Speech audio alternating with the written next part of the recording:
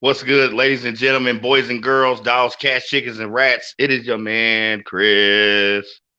Y'all see it, aka Apocalypse. Bang, throwing it up, representing Blurred Minds Media because, as much as y'all hate to admit it, we back. It's Monday Night Mayhem.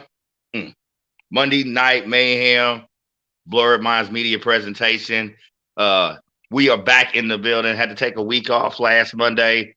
Had to attend some other issues, you know what I'm saying, of importance, but we are back on track. Starting the year off right. Ain't that right, J Wall? J Wall, you We in the building? oh yeah, we starting 2022 off with a bang. With a bang, y'all. 22. Okay, the groundwork, the foundation was laid down in 21 as far as Blurred Minds Media, particularly when it comes to Monday Night Mayhem. Okay, and just like with Blurred Minds Media and Monday Night Mayhem, 22. It's that breakout year, bro. Is that what it is? Ain't That's no a soft. breakout year for us. See, we're flipping them over for us regular Mm-hmm. humans. Mm-hmm. Usually, that's the birthday after 21. That's your first birthday to realize that nobody gives a shit about no more of your birthdays. Exactly. You know, Yeah. 16 high, 18 high, 21 high, 22. Why Yeah. ain't you come to work today? Exactly. Your Exactly. birthday? What are you talking? Fuck your birthday. Exactly, y'all. Exactly. So, okay, in the spirit of starting anew and getting the new year off to a positive start, we here at Blurred Minds Media and Monday Night Mayhem uh, can't s- let's say a continuation of a series. Is that appropriate, J Wild? I believe so. Okay. If you ladies and gentlemen remember a few shows back, we did what was called Monsters of Mayhem, okay, aka Killer Kaiju, our Godzilla reference to the super heavyweights of the industry. Who's the couple we covered? What we do? King Kong Bundy, King Big Kong Van, Bundy. Bam Bam Bigelow, Big Van Vader. All right, we talking Yep. the massive behemoths of the ring, y'all. Okay, we talking everybody what 350 plus as far as the poundage. The All right, boasts. The yes, boasts. The the big old bells, fuckers. the big old fuckers. Y'all, J Wall puts it down with the BOFs. All right, big old fuckers, a whole lot of meat packing plant. Okay, pick your analogy. All right, it's more than going to fit, particularly when it comes to tonight's episode, because when you talking about in the spirit of monsters of mayhem, okay, in the classic Japanese kaiju spirit, all right, we have dug up one of the all-time great legends, particularly in the spirit of the kaiju. Okay, tonight we calling this one a kaiju. So we're combining segments. It's a kaiju spotlight feature. Okay, our second spotlight feature, y'all. Go back and watch the Junkyard Dog, our first spotlight feature. Special request by J Wall the Jerk himself. Okay, uh, he wasn't shy about saying he's one of his all-time favorites. So boom, Yep. new. We are kindred spirits, me and the dog. That's right. So when you're talking about switching it up on Mayhem a little bit, trying to present something a little new, spotlight feature. Okay, Junkyard Dog was our first one. Once again, thanks to Jay Wall. That was a great idea as far as our first spotlight feature. But tonight we are going back to Monsters of Mayhem. This is a kaiju spotlight we're going to do. All right, we got a couple people hopefully going to chime in. The link is out. I'm waiting for LaVault himself to hop into the whip with me. You know what I'm saying? Hopefully I gotta go scoop him up as we ride these mean social media streets. But if it's all right, J Wall, I'm gonna get it cracking. I'm gonna let these people know who is the kaiju that we unleashing and gonna run wild and stomp and kick all over you motherfuckers, kick some buildings over, tear up some power lines and shit. All right, ladies and Godzilla! Godzilla! that's right. That's right. And yo, this kaiju holds a special place. I don't think just mine personally, but a lot of wrestling fans' hearts when you talk about the super heavyweights, we say before, the big girthy guys, the behemoths of the ring. You know what I'm saying? Some may even say a physical oddity. J Wall, yeah. I would say. Okay, but this physical oddity, this particular kaiju, when you talk about Kaiju Spotlight feature, all right, Monsters of Mayhem, we're going to unleash them, ladies and gentlemen. It is the one, only Yokozuna. Yokozuna. Let's fucking get it. Just hold that for a minute. The intensity off top when we talk about his face and his eyes. Like, that does not look like a dude that is here to fucking play. No, not at all. That looks like a dude who's definitely intending to do harm, bodily harm to somebody. Great bodily harm to somebody's. See what I did? See, I'm trying, y'all. You know what I mean? But all right, shout out to Drowning Pool, baby, because the bodies are definitely gonna hit the flow when Yokozuna's in the building. All right, unleashing a fury in the ring of legendary proportions. All right, like everything else we do here at Monday Night Mayhem. While I'm more than familiar with a lot of his main story and his career, loved doing the homework, loved doing the fact checking, the digging deep. Okay, digging through the crates. All right, J-Wall, I was in the sewer with this one. You know what I'm saying? What I'm saying? Teenage Mutant Ninja Turtle style, bro. All right, I was in the muck for this one. All right, trudging, sludging, man. All right, because I'll tell you what, I really understood the word trudge. This has nothing to do with this, but I'll tell you anyway. So, I got myself in a little bit of trouble. And, yeah, and I ended up in a halfway house situation. What? Yeah, and remember the first day, they said, "All right, y'all gotta leave this time in the morning until you can find a job, and you got to come back. But all you got to do all day is, you got to look for a job. It's what you're doing all day until you get one." I was like, "All right, okay." So we go outside. It's freezing fucking cold, and I looked at the dude that was been there for a minute. You know, you always got to go around with somebody been there for a minute when you first get there. And I said, "Well, where's your car at, bro?" He said, "I ain't got no car." I said, "Damn, I ain't got no bus fare." He said, "Me neither." I said, "Well, how the fuck are we going to go get these jobs?" He said, "Trudge." I said, "God damn it. I ain't never hated a word so bad in my life." Right. And like I said, when it comes to trudging, I mean, for real, the homework on her was intense. It was immense. Like I said, I mean, remembering a good portion of career highlights in his heyday, yet there are some things that will be revealed. All right. And particularly on the back end of Yokozuna's career. All right. J-Wall, bring that pick up one more again for me real quick. One more again. Just one more again. Ladies and gentlemen, this is Yokozuna. All right. This is the kaiju that we are unleashing. Okay. And if you motherfuckers ain't running wild for the bomb shelter yet, okay, we gonna remedy that problem just a minute. You know what I'm saying? As we try to narrate his story and his life. All right, J-Wall, I'm gonna go for it. I'm gonna try to get his real name enunciation correct. I've been working on this all day, literally. Let's hear it. Okay, if anybody who's watching, particularly, you know what I'm saying, if anyone in his family to catch this, you know, no disrespect, I am really trying to get this enunciation right. All right. So here we go. I'm going for it. Octupo Rodney Inoue. Okay. Run that back one more time.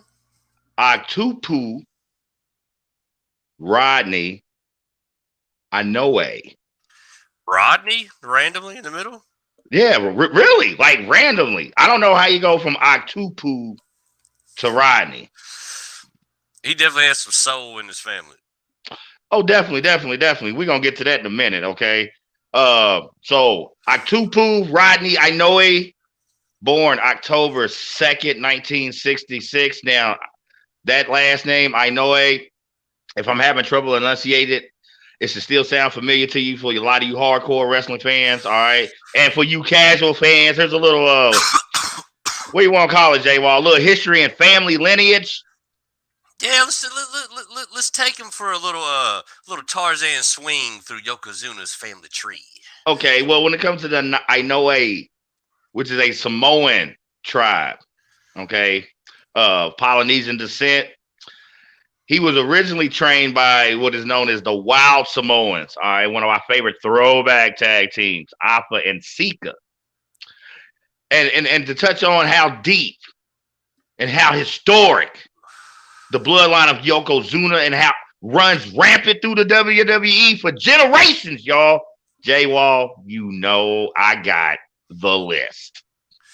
Oh yeah, just let them know. I mean, honestly, this list is so damn impressive for a whole family and what they've done within this sport. Right, dude. It's actually wild to think about because I can't think of, and you could correct me if I'm wrong, but I can't think of once. I would imagine the first bit of family members showed up within the wrestling scene. I don't think they've had a generation gap without a family member in it since. No, I really don't. I really don't. And we've referenced some solid wrestling families, y'all. You know, saying no disrespect when you talk about, you know, all the way back heyday when you talk about the Gagnes, Vernon Gregg. You know, we've also referenced the Von Erich family. All right, of course the Harts. When you talk about Bret, Jim the Anvil Hart, you know what I'm saying, and the brother-in-law. A lot of people forget his actual brother-in-law, Davey Boy Smith, aka the British Bulldog. Okay. Yet, as Jay Wall pointed out, when you talk about multi-generational success as far as family bloodline, it would be hard pressed to find the family bloodline as immaculate and as well registered as the Inoue Samoan tribe family. Because I got the list, and here it goes. Like I said, Afa and Sika, the Wild Samoans, the Yokozuna's uncles. These are the ones who originally trained him. All right. And you want to flash forward? I think y'all know a couple of these names. When you talk about Big Rikishi, man, is he a kaiju? Rikishi, I would say so. Oh yeah, we're gonna have to. Yeah. You remember what Rikishi's one of his original billing names was when he wore a mask? I don't remember it either. I think it was the Sultan or something like that. Oh shit!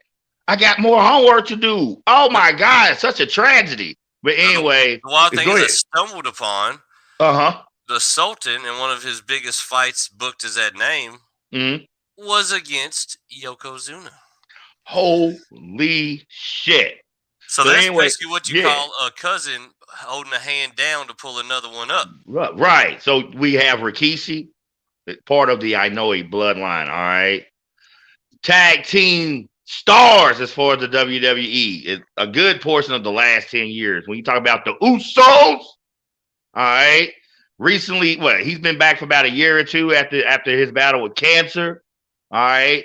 Big Roman Reigns. And last yet definitely not least, when you talking about part of the Inoue family bloodline that has wreaked havoc for generations on the WWF/WWE, the great one himself. If you smell what The Rock is cooking, yes, indeed, the one true Rock himself hails from this same bloodline. I need y'all to understand the historic lineage that flows through this man's veins as far as Yokozuna. And we getting into it tonight. Monsters of Mayhem, Killer Kaiju Spotlight, man. J Wall, I'm ready to get it. Let's go. I'm ready to get it. Okay, early days, basically from 84 to 92, pre-WWF signing. All right. Once again, J Wall, I went to multiple sources. Wikipedia, Wrestling Bios, anything under the WWE banner, they literally want you to pay for to take a peek at. All right. And we ain't giving Vince no money. We done gave Vince enough money over the years, ain't we? During our childhood, our teens, even our early adulthood. Okay. Tickets, t-shirt, action figures, video games. Yeah. What else? Posters, condoms, lube. Shit. Never mind. Yeah, fucking spray tan. Spray tan. You fuckers. I wanted to look like the Macho Man all the time, too. Exactly. I just look like some orange weirdo. Some orange weirdo. I look like I used to be the POTUS.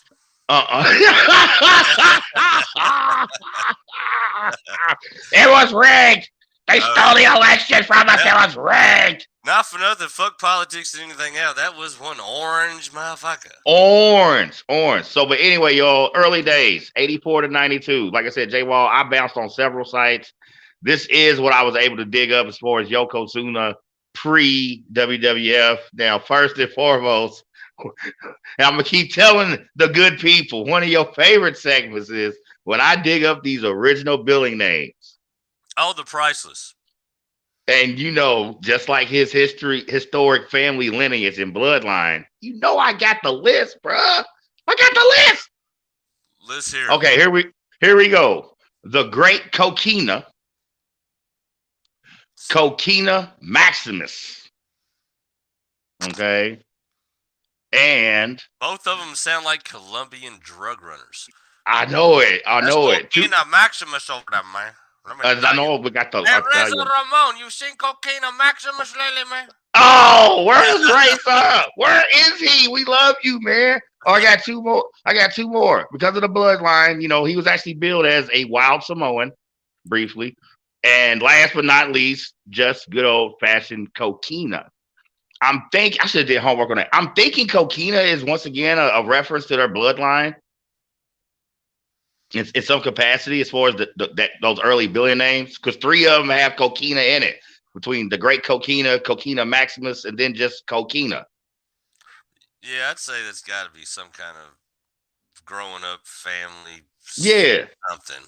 Or maybe they was trapping. Maybe him and Razor, maybe they had that work for real. You know what I'm saying? That stateside Hawaiian, Samoan connection. Just the Pineapple Express. Pineapple Express. But here's what I was able to find pre-WWF as far as his wrestling career. I alluded to earlier. Trained by his uncles, the original Wild Samoans, Afa and Sika. Okay. A few stints in what was the AWA Federation. That's a stateside federation. We've referenced that federation here a few times on Mayhem. Guys like Scott Hall and Mr. Perfect Kurt Hennig, okay, were two staples of that AWA Federation before their WWF jumps. All right. J-Wall, I was actually able to dig up some stints in New Japan, which I'm going to get to that later on because it's kind of a head scratcher, and a couple of Mexican promotions as well. Oh, shit. Now, when it comes to legends, okay, you've heard the name Greg Gagne mentioned, all right, founder of AWA. And when you talk about Yokozuna's AWA stint, that actually included breaking the leg and forcing the ring retirement of former legend and AWA founder Greg Gagne. Damn. Okay, yeah. So was able to dig that up. This is what was available to me, and me able to present. You know what I'm saying as part of my notes pre WWF. Now anybody knows Yokozuna knows the majority of his career and the splash he made was in the WWF. Okay, this is going into the early 90s, or it was billed the new generation. All right, this was them trying to slowly and surely break out of that cookie cutter mold that it pretty much had sold to WWF and a lot of professional wrestling through a good chunk of the 80s up to this point. All right, 1992. Okay, he actually debuts billed as the third Wild Samoan.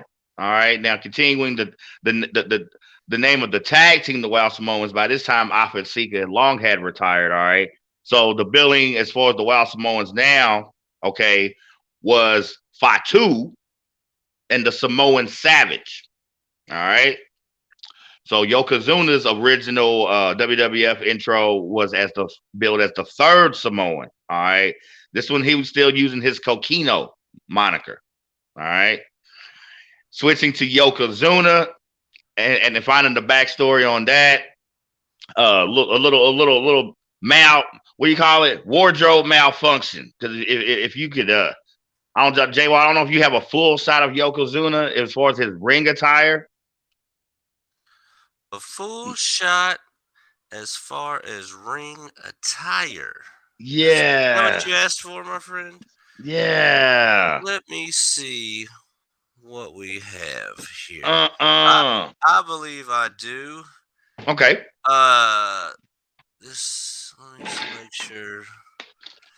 Oh, okay. Well, this may allude to something we're gonna get back to, but I'm just trying to figure out. All right, let me see. All right. I don't know if you can blow that up a little bit, but anyway, you notice the red tights. Now, the black apple. Okay, that's a good one right there. The black apparatus around his waist. Okay, that is. Excuse me. That is traditional, contrary to belief, not sumo. Okay, but that is actually traditional Samoan, like battle wear per se. All right. Really? I was always wondering why Right. Rikishi wore it. Well, Rikishi wore the true traditional, all right, with his quote unquote buttocks exposed. All right. Yokozuna wore a variation of it where, thank God, his buttocks was exposed because years later to see Rikishi wear the traditional Samoan battle garb and to see his butts exposed, just cheeks. You know? It's a really cheeky situation. You cheeky bastard. A wrestler in the ring took that like to the face, I was like, bro, I feel that motherfucker. Okay. I right. So he made a slight adjustment on it. All right. Vince actually was instrumental once again in developing the character in Yokozuna. And even though he's of Samoan descent, he was introduced as Yokozuna, which translates to Grand Champion. All right, as far as the sumo world. The thing is, Yokozuna never wrestled as a sumo, ever. Okay? So we're going to take a guy from Samoa and bill him as a former Japanese sumo world champion or grand champion, hence Yokozuna. See how it all comes together? Why does Vince like taking people's natural heritage and billing them? I don't know. My thing is, can we talk? Can we expand on that a little bit? I think the history of his family should have been plenty billable. Right. You know what I mean? Right. But you coming out with this little. And the thing is, that dude's what's his dude, Mr. Miyagi? What the fuck's his dude's name? Mr. Fuji. Mr. Fuji. So Mr. Fuji. Shout out to Managing Mayhem. More than likely is Korean. No, he is actually of Japanese descent. Mr. Fuji he really actually is. You know, this is not a Razor Ramon situation again. That's hilarious. I was just assuming, I was like, well, if he's saying he's Japanese, that dude's got to be like from Thailand or something. They're both looking at him like, motherfucker, what's wrong with you? Right. But yeah, it just feels a little, well, initially, as far as his WWF intro, you know, embracing that Samoan heritage and the billing of the wild Samoan. Yet, as I have alluded to plenty of times. Right there. Why wouldn't you just market it that? Yeah. Well, to me, Samoans whooping ass or something. I don't get it. No, I don't know. That's what I'm saying. Like a lot of those guys, like talk about Superfly Snuka, the Tonga Kid, Haku, who went, or sometimes he went by Ming. You know what I'm saying? Part of that same bloodline. A lot of them are like these, I guess, top profile mid-carders. Does that make any sense? Yeah. Now Superfly Snuka, international fame, shitload of stardom. Okay, everyone knew that guy. Yeah, when it comes to the WWF, someone else who was denied world championship opportunities and world championship title reigns. So, when you think about Kamala, when you think about The Rock's father, Rocky Soulman Johnson, when you talk about the Samoans, I mean, is Vince a racist fucking piece of shit? I mean, I would say probably so. You know what I mean? I mean, it seems to be a repetitive thing of racist shit. I mean, look, folks, we just do the math, okay? We just follow. What do you call it, J-Wall? We just work the clues. We're working the case. Yeah. We didn't make this up. We're just following patterns. Right. So breaking away from that Samoan heritage as far as his billing and transforming into Yoko. That's another great shot. I'm glad you dug that one up, Mr. Fuji. Another one of our little resident favorites when you talk about managing Mayhem back under the U-Ho banner. Great heel manager. You know what I'm saying? And a hell of a negotiator, too, contract-wise. For real, for real. Makes his debut September of 92 on a program, WWF Superstars. Now, just like any televised show, you have what is called house or dark matches. These are the matches that will not make the cut as far as its television presentation. And so that was a dark match. Okay. I'm glad J-Wall, once again, I'm glad you had that shot of him and Mr. Fuji, because by this time, okay, he's catching a little heat. Okay, and it's Halloween 1992. All right, when he starts to make that, saying that push. Okay, first pay-per-view appearance, Survivor Series, 1992. Okay, so off top, a man that big, and it's easy to sell. Okay, but he had a different look. Not just, as big as he is, that Samoan heritage, man, that island heritage, man. I thought gave him just, you know what I'm saying, Jay Wall, just a different look. You feel me? Yeah. Even though they're passing him off as this Japanese former sumo grand champion, okay, and playing politics, very easy when you talk about, selling him as a heel. That was another part of Vince's packaging when you were a big extra large guy. He couldn't be a face. You know what I'm saying? You got to be a heel. Yeah. You got to be a heel. That got to be a big, mean monster. Right. I mean, Monsters of Mayhem, Vader, Bam Bam. Okay. Misfits of Mayhem. When you talk about Kamala. All right. I think Andre the Giant is probably the only face for the WWF. And then what happened toward the end of his career going into Hogan, he eventually went heel. Yep. So there it is, all right? 1993, his first, pun intended, big splash, 1993 Royal Rumble. And who does he take out as far as the final elimination as far as the Royal Rumble to secure that world title shot at that year's WrestleMania? One of our resident favorites and true legends, and Jay Wall. I mean, you know how much we love the Macho Man, Randy Savage. Yeah. Okay. That's right. All right. Yeah. For real. I mean, we kind of rail on him and give him shit, yet, we have nothing but love and respect for the Macho Man. And this is who Yokozuna took out in the 93 Royal Rumble. All right. Makes his Monday night on the first Monday Night Raw. Okay. He takes out one of our misfits of Mayhem from a few shows back, the Birdman Coco Beware. Okay. So Yokozuna's making a little history already, bruh. Yeah. He's coming in swinging. Anytime your first ever debut is beating the Macho Man, that's a pretty good look. Yeah. Well, I mean, it wasn't his first debut. Okay. That was the Royal Rumble. His debut was 90. Yeah, the Royal Rumble. Yeah. Well, because his first pay-per-view, like I said, Survivor Series 92. Yeah. So Survivor Series November. So 2 months later, Royal Rumble's in January. So 2 months later, January 93, he eliminates the Macho Man, securing his world title shot for that year's WrestleMania. All right. And first Monday Night Raw, the first televised Raw, the very first Raw event, Coco Beware succumbs to the Banzai drop of Yokozuna. Now, just like his weight, business will pick up. Okay. It is WrestleMania 9.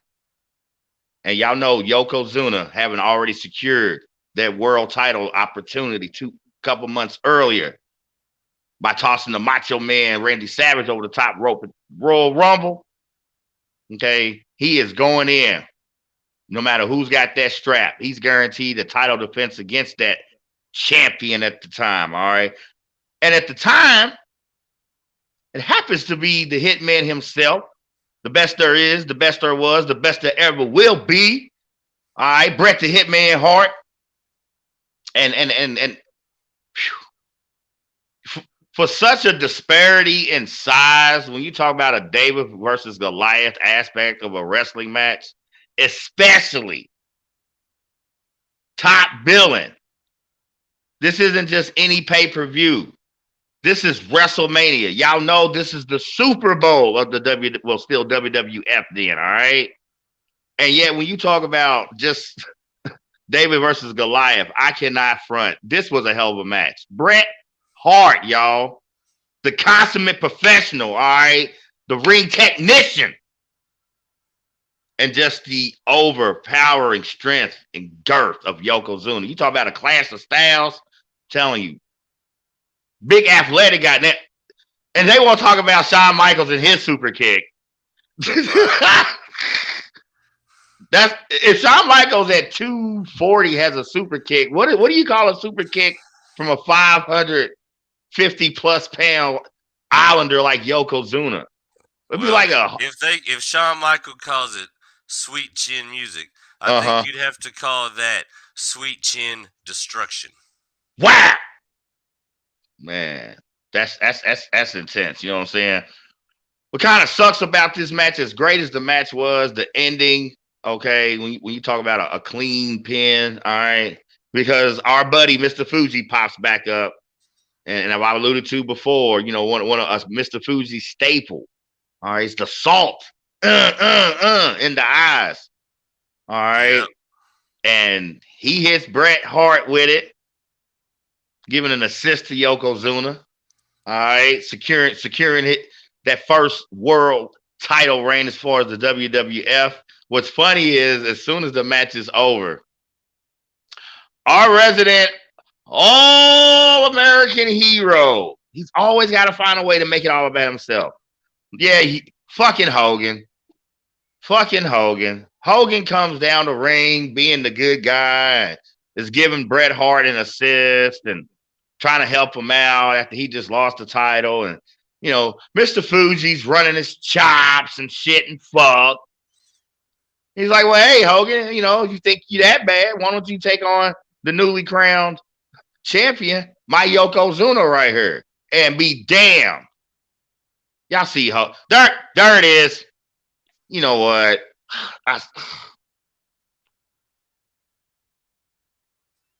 That slimy piece of shit. Hogan goes in, long story short, all right. They're going back and forth. Fuji tries again, you know what I'm saying, an assault to the eyes, you know, hits Yokozuna with it instead. Hogan, of course, leg drop, pins, 1, 2, 3. Everybody's happy. I mean, I think this is so classless. Bret Hart just loses the title, and they already had this set up, okay, for Hogan to slide his ass in her. And J-Wall, not only that, this was Hogan's 5th WWF title reign. 5th? 5th. That's like when he like really trimmed down too. Yeah. Right here, I'ma still give him 290 to 300 for his weight. But yeah, definitely had trimmed down. When it comes to making a splash and working up the card, all right, and securing even a world title shot, all right. Yokozuna, up to this point, had the second shortest run before securing the WWF title. 173 working days. All right. That list, he's now ranked 4th on that list behind Roman Reigns and Sheamus as far as the fastest to have a WWF/WWE title reign. All right. Of course, numero uno, the man himself. Woo! The nature boy, Ric Flair. Yeah, when you talk about, like I said, 173 working days, and this man already secures a world title opportunity and capitalizes on it. Just for Hogan to come steal the thunder. J-Wall, I mean, really, bro. Fucking. Do you know what? You know what it sounds like? What? It sounds kind of like the finger poke of death. Right, the finger poke of doom, man. Exactly, man. It sounds like the precursor to the finger poke. You know what I mean? Exactly. Like now, here comes some fuck shit to make old fucking ketchup mustard relevant again. Man, bro, it's just like Just keep this motherfucker with the worst goddamn hairline you've ever seen in your fucking life. Let's just find a way to keep this old bastard around. Right. So anyway, let's flash forward later on that same year, 1993. All right. You talk about WWF New Generation trying to inject some new blood. All right. Part of that was not just new characters and storylines, creation of say up in the ante as far as the pay-per-view a little bit. And the new kid on the block, if you will, as far as WWF pay-per-views, King of the Ring. This is King of the Ring 93. Okay. King of the Ring. And who did you say he's fighting? King of the Ring? Well, hold on. My bad. I thought I missed you. My bad. No, I hadn't said it yet. Oh yeah, I thought you did. My bad. Yeah. No. King of the Ring. All right, now, y'all know what went down at WrestleMania with Yokozuna and Bret Hart and Hogan, and you gotta have a rematch. You have to have the rematch, okay? And that's when this takes place. All right, King of the Ring 93, Yokozuna, Hogan, part gear. Shout out to Hot Shots and Charlie Sheen. I love those movies, man. You ever watch those, bro? Hot Shots? Yeah, that shit was funny as fuck. Yeah, with the second, remember the second one? It wasn't part deux, it was part gear. Part gear. Because we love France. No, we really don't. We really don't. But anyway, King of the Ring 93, Hogan Yokozuna rematch.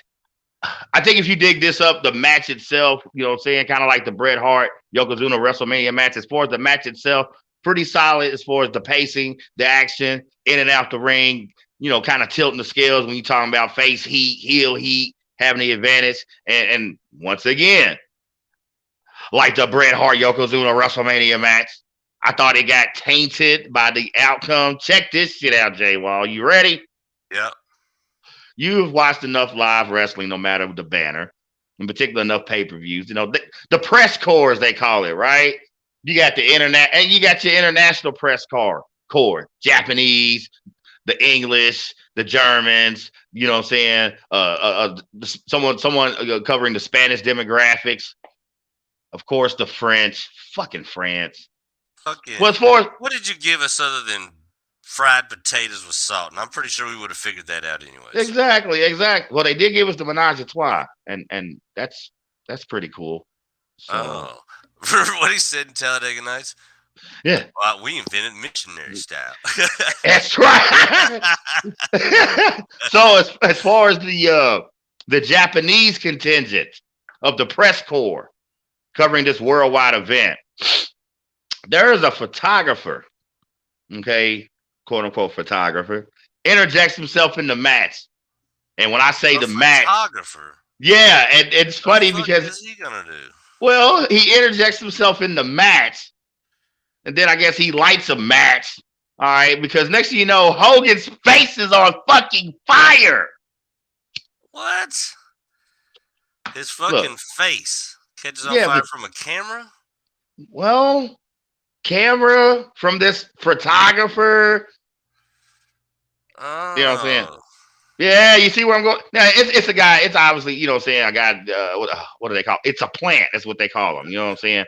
He's actually part of the show. But they had him, quote unquote, billed as this Japanese photographer. Okay? Fucking tourist. They had him billed as a tourist. He come off the bus. This is what you do American wrestling here? Okay, so and he sets his face on fucking fire. All right, and that's how Yokozuna,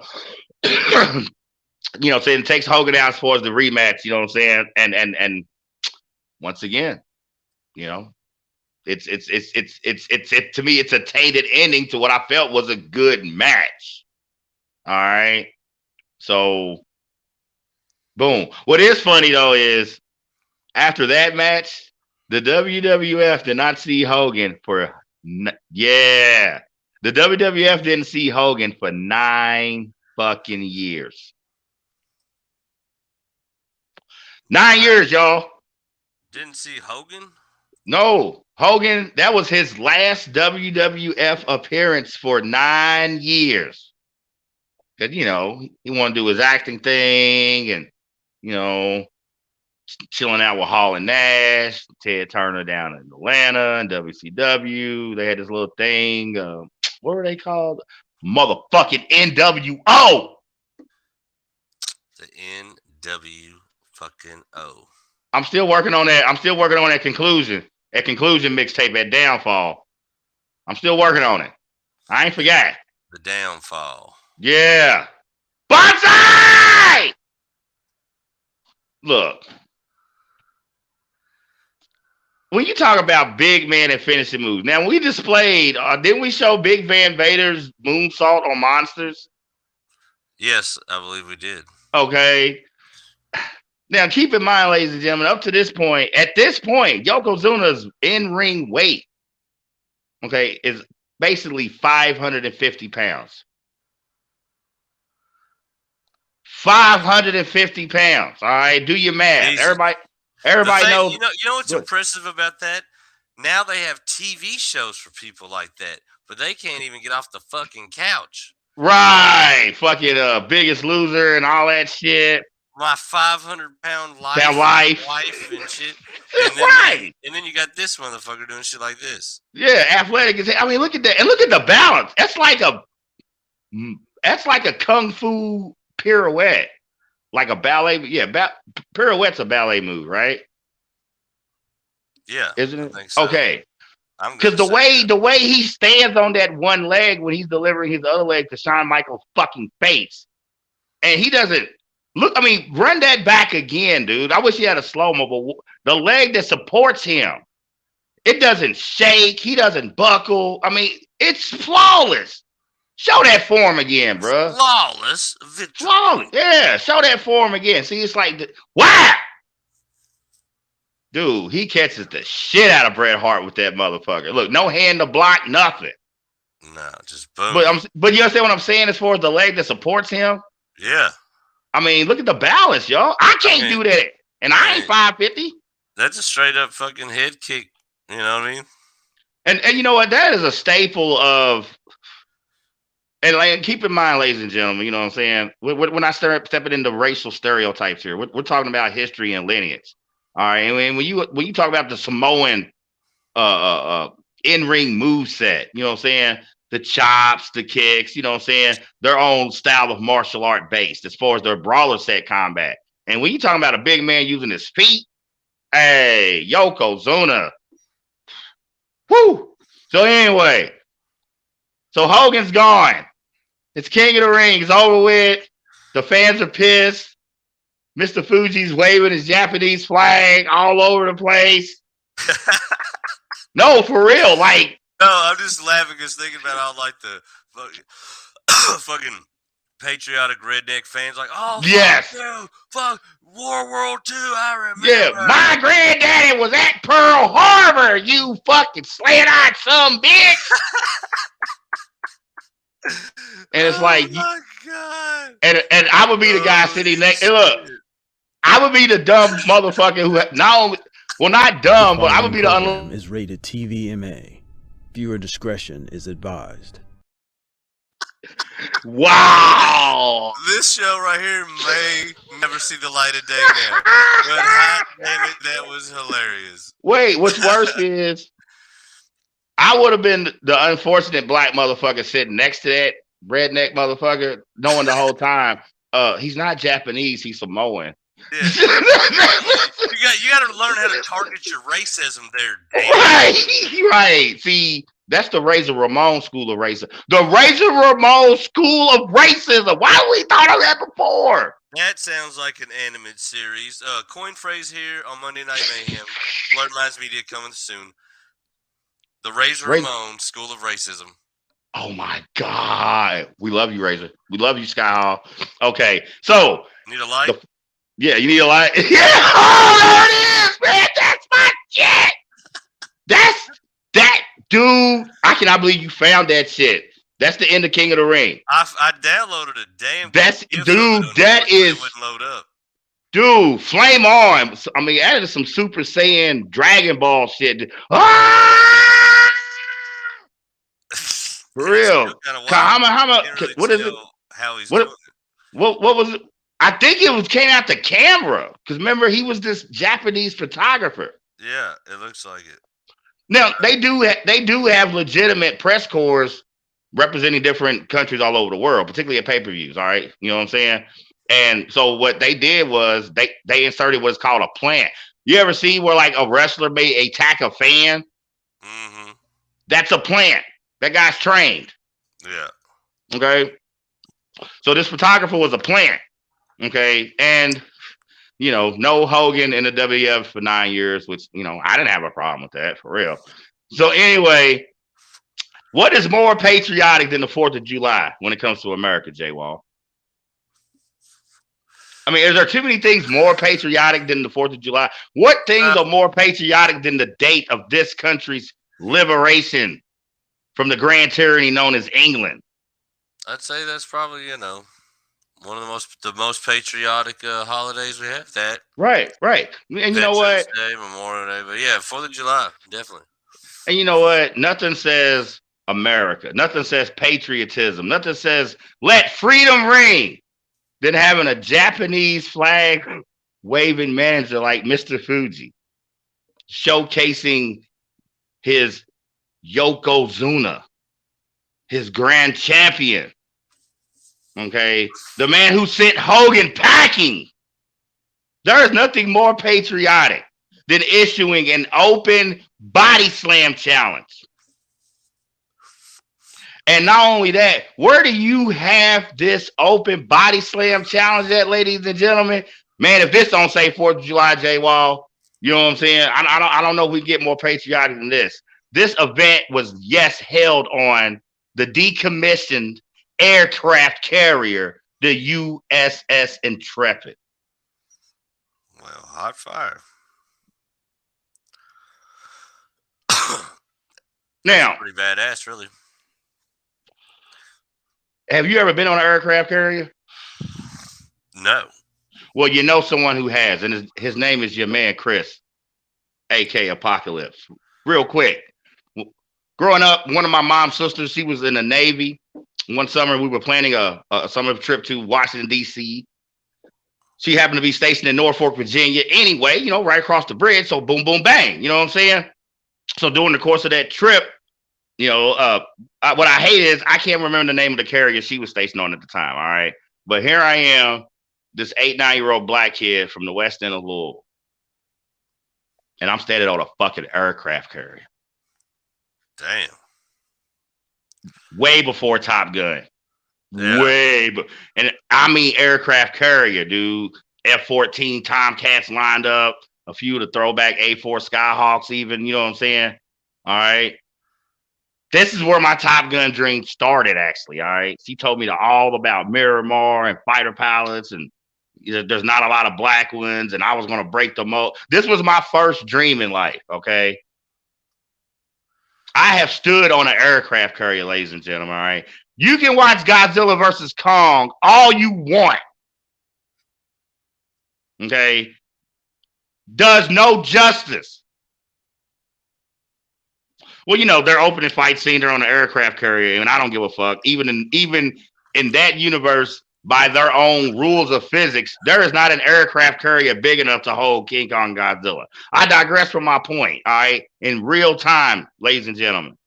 That aircraft was a real time digression. In real time, ladies and gentlemen, aircraft carrier. A immense, enormous vessel. And definitely big enough to hold an open body slam challenge. All right. J-Wall, all comers, wrestlers, bodybuilders, professional strongmen. I mean, Vince had all kind of motherfuckers lined up. This thing was a spectacle. All right. Do you understand what I'm saying? Because it's 4th of July. 4th of July body slam challenge. On the USS Intrepid aircraft carrier. By this time, that ship had been decommissioned. You understand what I'm saying? Yet It's an aircraft carrier. It's a fucking aircraft carrier, y'all. All right. Look up in the sky. It's a bird. It's not a plane. It's a fucking helicopter. All right. It's a fucking helicopter. And of all people to fly in on this helicopter, it is the now being billed the Patriot as far as his WWF jump. All right. Lex motherfucking Luger. Lex the Flex. Lex the Flex. What was his finisher? It was a submission move. Torture rack, baby. All right. Lex Luger hops out the helicopter, street clothes and all. Okay. Body slams Yokozuna. What? Look, Was man. Yokozuna just in there? What was he doing before that? Did he already slam some people before Lex Luger showed up? No, guys were trying to slam him, and he would just stand there and, they kind of bump him away, do his like his little sumo bump or whatever, you know what I'm saying? What had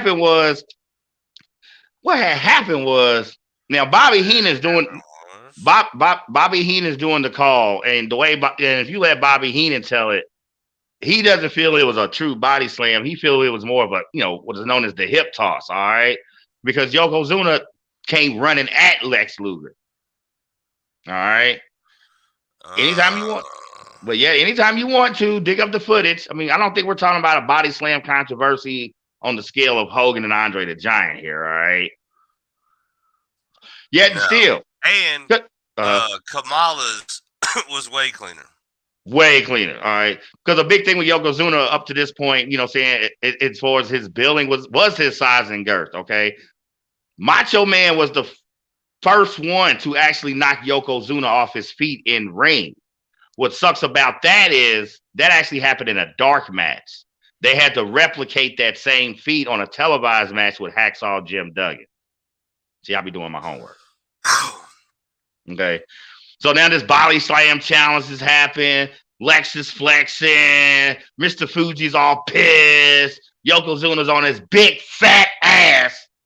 So August 93, SummerSlam 93, you already know what it's got to be. It's got to be Luger and Yokozuna. And it has to be for the WWF motherfucking title.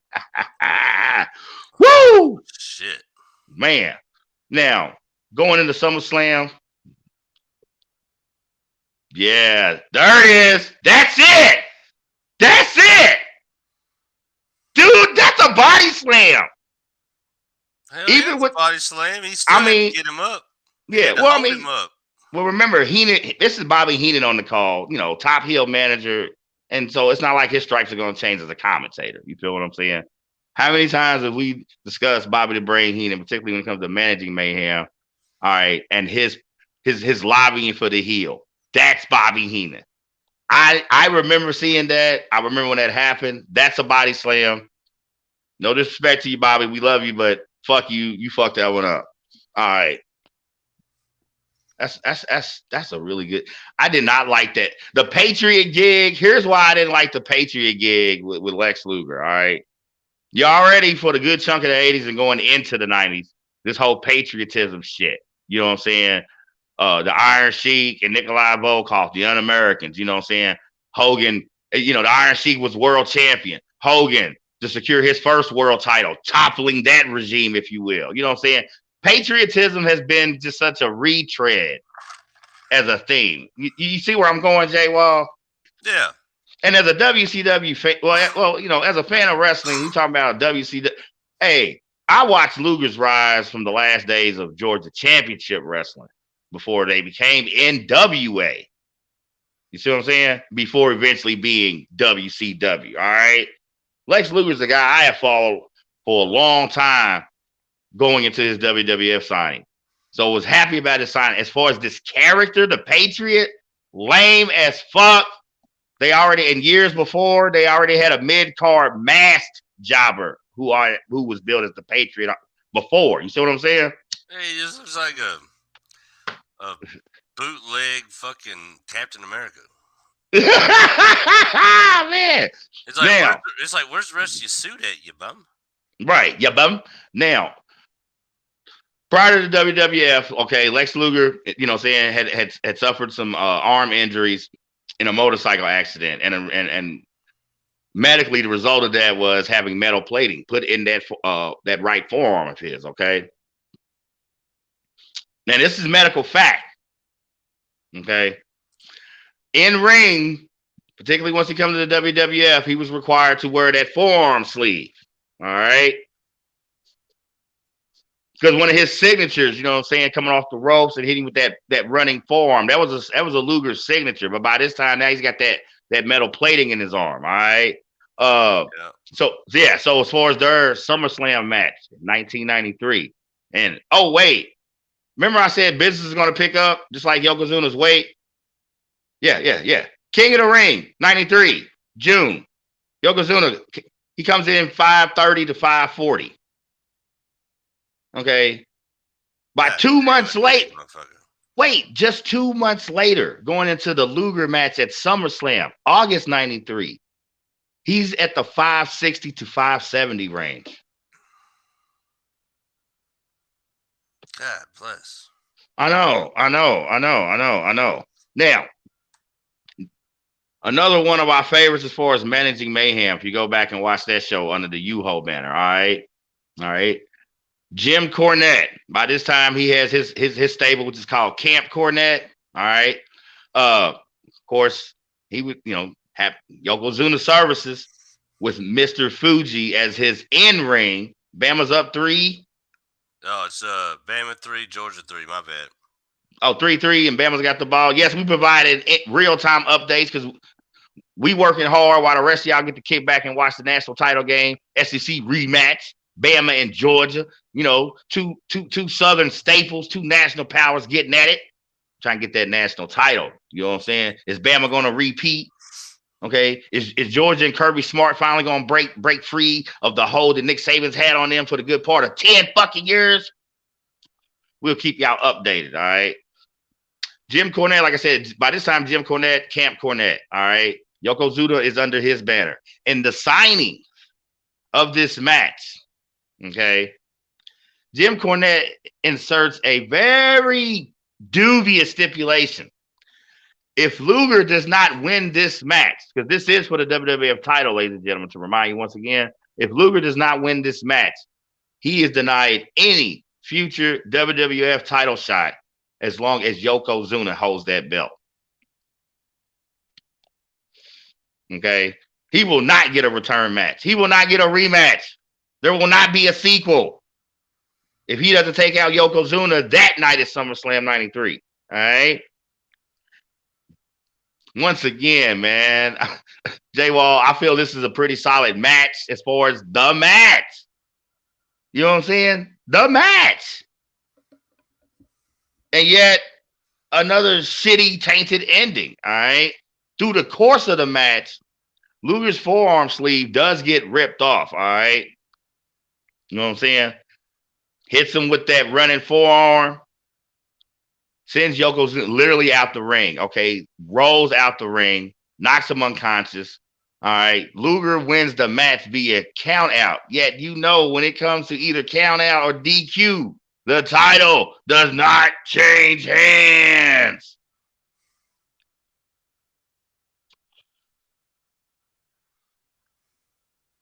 That was one of the best segments of that match. Their outside battle. Him hitting. You see, run it again. Run that again. Man, hitting him with that. And Luger's pin against that ring post. That's a move. That's a turnbuckle brawler move. Big Van Vader uses. Undertaker's used it. Several other, but against that ring post, man, that's pain. So that's the ending of that match. All right. Yokozuna keeps the belt via count out after Luger hits him with that metal plated forearm shot. Fucking knocks his ass out, all right? You know what I'm saying? J-Wall, I hear your cup sounds a little dry. It sure does, brother. So, you might need to refresh yourself. So, in the meantime, in between time, let's go off. Go ahead and hit them off with a motherfucking Peacock commercial.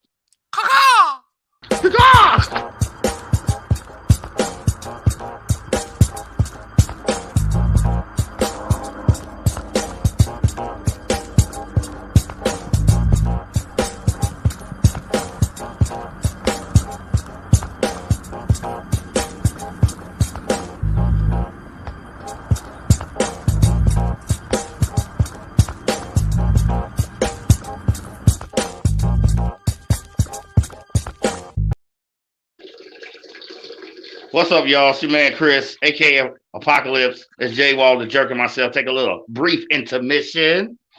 I'm here to remind you, it's the Peacock line, okay? I'm here to remind y'all that Adrian Richardson is not playing games with nobody. I'm here to remind y'all that Adrian Richardson is in conjunction with Blurred Minds Media. I'm here to remind y'all that if we had, official footwear of Blurred Minds Media. All right, check out Adrian Richardson and his original Peacock line.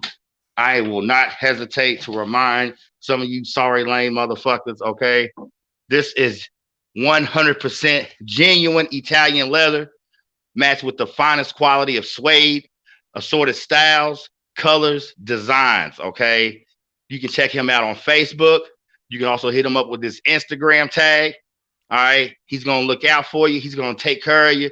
He's going to do good business with you, okay? I keep reminding y'all, keep dealing with the establishment or fuck with my man Adrian Richardson. J Wild, why can they not just dare to be different and think outside the box? Please cop these fucking joints ASAP! One. How's everybody doing? How you doing, man? How's your week get started? So far, so good, man. Okay, that's what's up. That's what's up. Anything special happening? Just the same old, same old? Same old, man. Busier than ever, but that's a good thing. You know what I mean? That's right. That's right. You know, I feel like the comedian Ricky Harris, who played Snoop Dogg's uncle in the Gin and Juice videos when they were leaving. You know, I didn't want to go to JB's house in the first place. He drank too much. He made me drink. See, I didn't want to get into this part of Yokozuna segment, but I have to, y'all.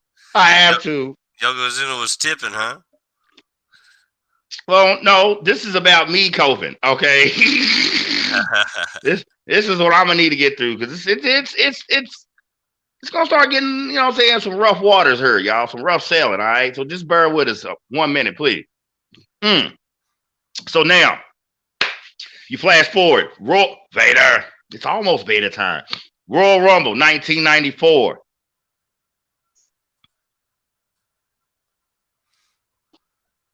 I mean, Royal Rumble is one of the staple pay-per-views of WWF. Everybody knows the features, the 30-man battle royal, over the top, elimination. Both feet have to cleanly hit the floor, securing that world title opportunity at that year's WrestleMania. Yet, there's been some good non-Royal Rumble matches, all right? They still have to build a card, all right? And when it comes to 94 and a feature Royal Rumble match, okay, how about Yokozuna versus my all-time fave, the dark one, the Phenom himself, the Undertaker, in a fucking casket match?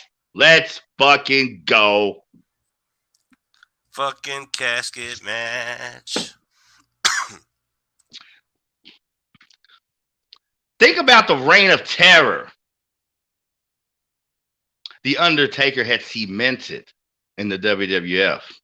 This is Royal Rumble 94, debut, Survivor Series. So we're talking a little over 3 years. And this man has had motherfuckers shaking and running scared. All right, I'm talking really running scared. You know what I'm saying? Like on some Gregory Hines, Billy Crystal running scared type shit. All right, yeah, kids, there's some more motherfucking homework for y'all punk asses to do since JPS, you know what I'm saying, closing school down and NTI and all that bullshit. Sneak that homework assignment in. You know what I'm saying? Running scared. Gregory Hines, Billy Crystal, 87. You feel what I'm saying? Anyway, but who dare? Who dare to not only back down? Who dared to embrace the challenge of The Undertaker in the reign of terror he has been on for the 3+ years up to this point? Stepping up to the plate in a casket match. One of the many signature and staple specialty matches that The Undertaker has created and designed over the years, all right? J-Wall, this is a reoccurring theme, man, when it comes to Yokozuna's story, man. And I don't have no problem saying it. Dig it up, folks. Once again, pretty good match. pretty good match. Now, we all know the Taker at this time still at that 315, 320 mark. Just a shade under 7 foot. I've always said he's 7 foot. I don't care. You know what I'm saying? Guys like him, Nash, he's 6'11". You're 7 foot. Fuck it. All right. Yeah. Who we talking about? Nash, Taker, Kane. You a tall old fucker. Yeah, you're a tall old fucker. See, we got a tall old fucker and a big old fucker. Toffs and boffs, motherfucker. Toffs and boffs. Man, you still got to think about the possibility of Yokozuna going in that fucking casket. All right. So when you think about his character as the Undertaker, you know, this original Taker run, you know, having to craft this extra large casket. Okay. Because the plan was to put Yokozuna's fat ass in it. It gotta be a big ass casket, son. Man, look at that. The original Taker, man. Woo! That purple and black works for him. When you talk about his original run as the Undertaker, purple and black. When you talk about color coordination, that shit worked. There was a glamorous. You know what it reminds me of? What's that? Darkwing Duck. Oh yes, Undertaker's shit back then always reminded me of Darkwing. Darkwing Duck. I was probably watching that around the first time I ever seen the Undertaker. Right. So it's casket match, man. Good match. Yet I once again, man, I feel just the ending was so fucked up. All right. Mr. Fuji called some of his goons, and they come from the back. All right. You know, old OG like that always got some goons in the back. Yeah, you know what I'm saying? I guess he had some motherfuckers from the Triad. You know what I'm saying? Right. What's that shit from Kill Bill? The Crazy 88s. He had some of them lined up. You know what I'm saying? What's that shit? What's that shit? Kung Fu Hustle? The Axe Gang. Mr. Fuji had access to the Axe Gang. Hey, we got to do Kung Fu Hustle on a Thursday night, but go ahead. All right, man. So anyway, he calls the Goon Squad out. All right. And the Taker, yes, in his own match, loses. He is placed in the casket. All right. What is cool as fuck, though, because Taker had been dealing with some injuries that year. Of course, you know, this is how they're going to write him off, you know what I'm saying, to heal. All right. What was dope was, Jay Wall, you remember the Titantron as far as the WWF, right? Yeah. Okay, so the Titantron itself starts freaking out and the lighting and all kind of weird shit, you know what I'm saying? And then you just see the Undertaker from inside the casket, all right? That's when he's slamming it. And long story short, they had it rigged to where the casket, quote unquote, levitates out of the arena. Dude, it was, look it up. Look up the match itself. Like I said, that's Royal Rumble 94, Yokozuna, Taker casket match. I just like the Bret Hart match. A lot of his staple matches, I did not like the ending. I didn't like the endings of them, okay? I felt this man was, yes, while it's scripted, when you talk about selling his size and his skill, you know what I'm saying? From time to time, when you talk about heel heat, okay, I'm cool with that. But all these major career-defining moments of his, you understand what I'm saying, Jay Wall? Yeah. And this is another case of it. Because as a heel, I'm feeling Yokozuna. I like that this motherfucker is not some steroided gym rat. He's just a BOF from the islands. Yeah. And me knowing his family history and lineage up to this point, when you talk about Alpha and Sika and the Samoans, okay, and The Rock's father, Rocky Soul Man, well, he's black, so he married into that. You know what I'm saying? We talk about The Rock's wife. But still another former WWF legend. Okay? Bloodlines, y'all. I was feeling Yokozuna. You know what I'm saying? That push of ethnicity that as a black viewer, I felt had been lacking in black performers. You know what I'm saying? It was cool to see somebody not white and a heel as the WWF champion. Yet, a string of tainted victories. Yeah. Like all the victories were a bunch of, like you said, it's like right there at the end, it's always some shit. Yeah. So, You flash forward to the following year, WrestleMania 9, 1994. Okay. Oh, no, I'm sorry, Royal Rumble 94. All right. Royal Rumble 1994. You know the deal. 30-man over the top battle royal. Winner secures world title shot at WrestleMania that same fucking year. And who's the last two in the ring? It's Lex Luger, Lex the Flex, and the Hitman himself, Bret Hart. Little controversy, Jay Wall. We got a little controversy. Look, oh my God, we got controversy in the WWF. That never happens, right? Never. Hell, with the guy running that place, why would they have controversy? Exactly. They eliminate each other simultaneously. Okay? Damn. That's never what you want to do. Now, him being a WWF champ, I'm sure Yokozuna could give two fucks about which one he would have to face. He you know what I'm saying, more than supremely confident that he's going to vanquish whichever foe he faces. All right? But here's how the J Wall, how can I say this? The manipulation of the physics. How's that? Sounds. I think I smoked too much for that one, but yeah. Yeah. Here's the manipulation of the physics when you're talking about settling up this WrestleMania title shot, all right? Since they knocked each other out simultaneously, let's give them a simultaneous title shot at WrestleMania 9 that year, 1994. Here's how it's going to go down. Yokozuna is going to defend the WWF title against Lex Luger. And there will be a special guest referee. One of my favorite heels, of course, Mr. Perfect himself, all right, Kurt Hennig.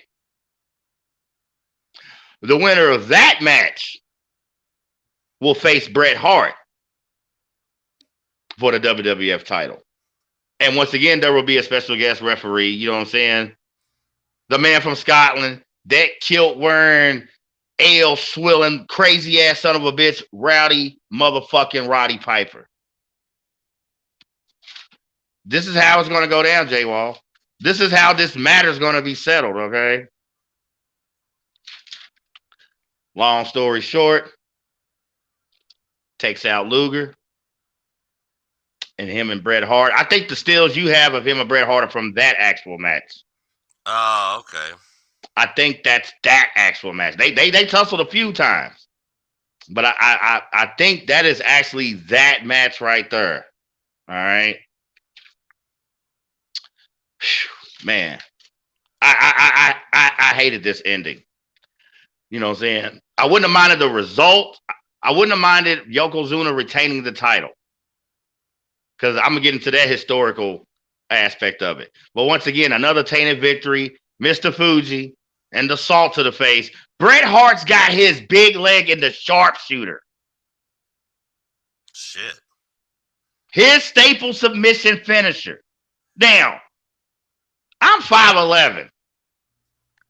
I think I'm taller than Bret Hart. Okay. And that's no knock on him. This is physical facts. Okay.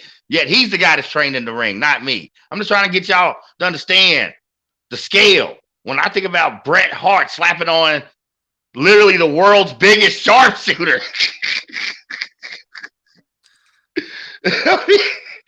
That's not a leg. That's a fucking ham hock. I mean, dude. Can you picture it, J Wall? I know you've seen the sharpshooter 1,000 fucking times, bro. Yeah, I'm just trying to figure out how he even fucking halfway attempts it. I mean, it doesn't even make any sense. See, once again, manipulating the like you just gotta do a whole nother move on him, play. I don't even know why you would try that. Well, now we're getting more into my manipulating of physics reference. You know what I'm saying? Because I'm telling you, J Wall, watch that match, or better yet, even if you don't want to watch the whole match, just cue it up to that.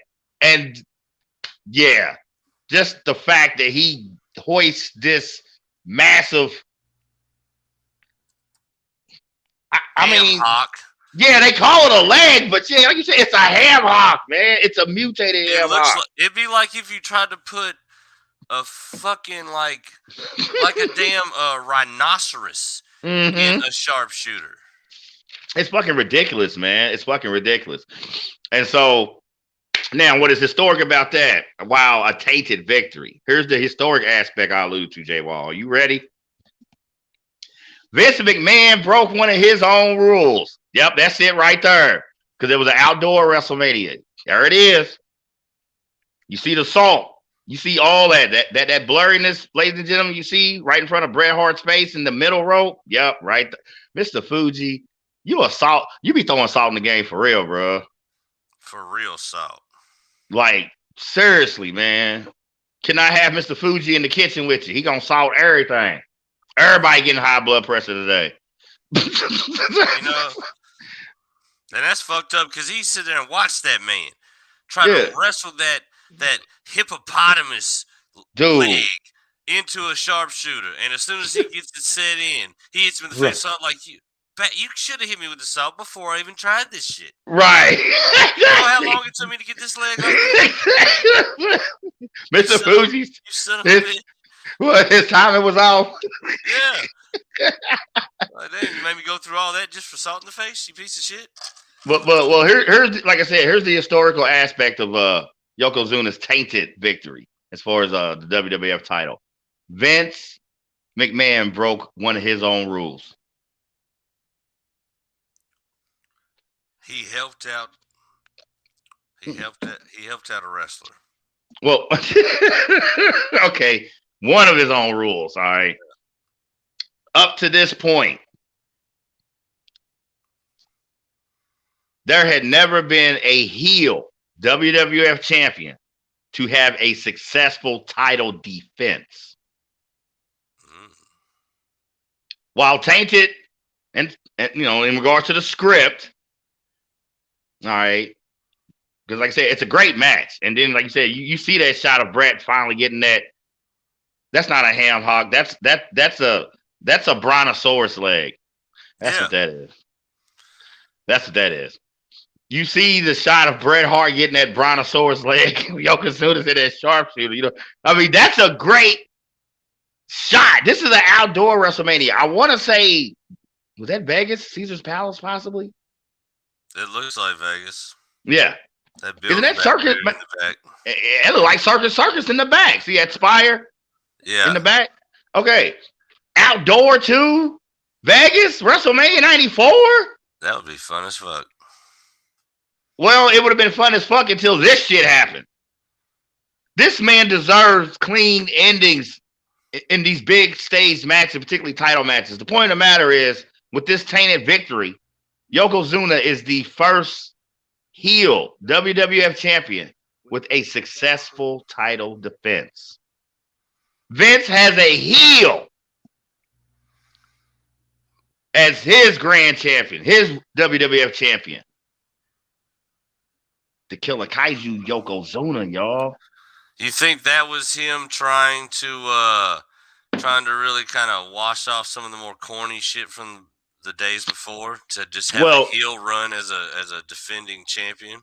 Once again, this is the WWF New Generation banner. Okay, so pre-Attitude Era.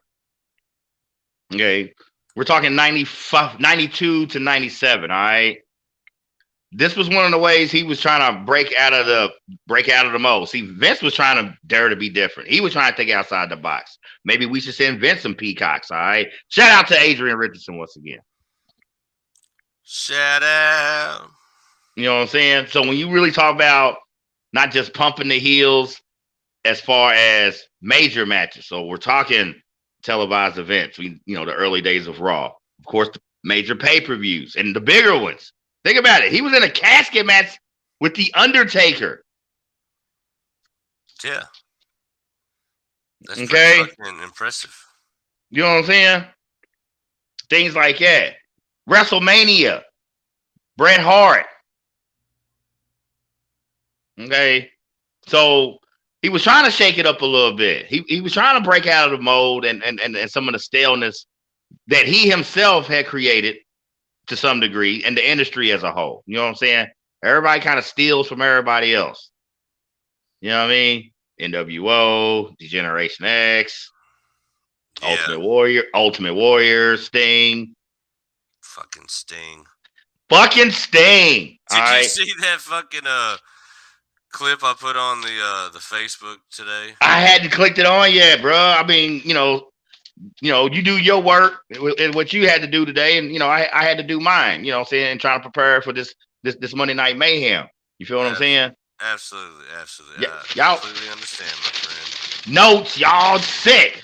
All right, y'all. Flash forward, 1995. All right.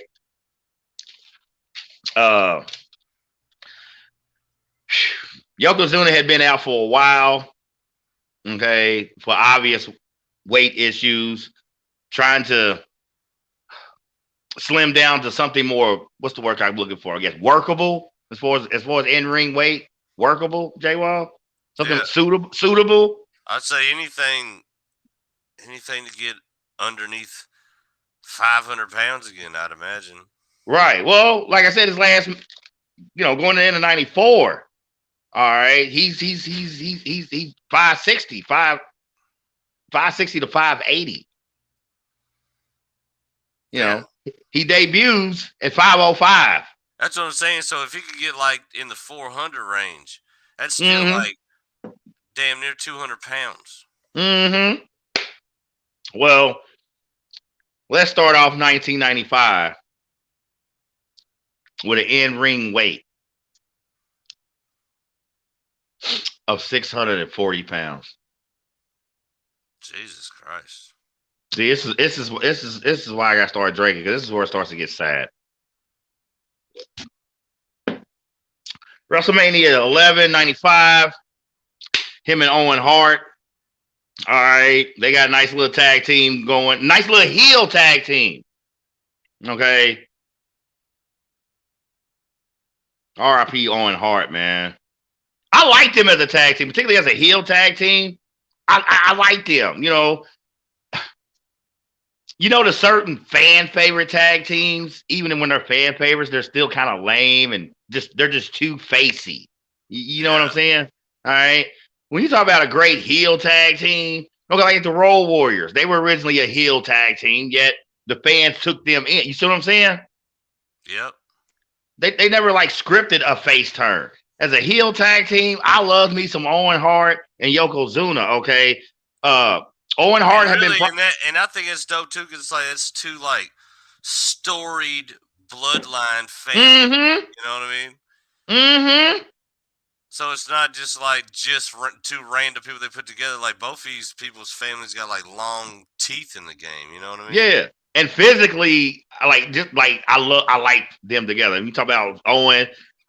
Obviously smaller and compact, you know what I'm saying? And that amateur submission technical style, you know what I'm saying? And Yokozuna just being Yokozuna. Yeah, just being him, you know what I'm saying? So by this time, they had become a tag team. Actually, Owen Hart had been promising, a special tag team partner going into this WrestleMania 11. So this is 1995. And yes, it's Owen Hart. And who do they take out at that WrestleMania to become World Tag Team Champions? J-Wall, tell me you got them ready. Tell me you got these two fuckers ready. The two fuckers. The two fuckers that Owen Hart and Yokozuna beat at this WrestleMania for the World Tag titles. I sent you their names.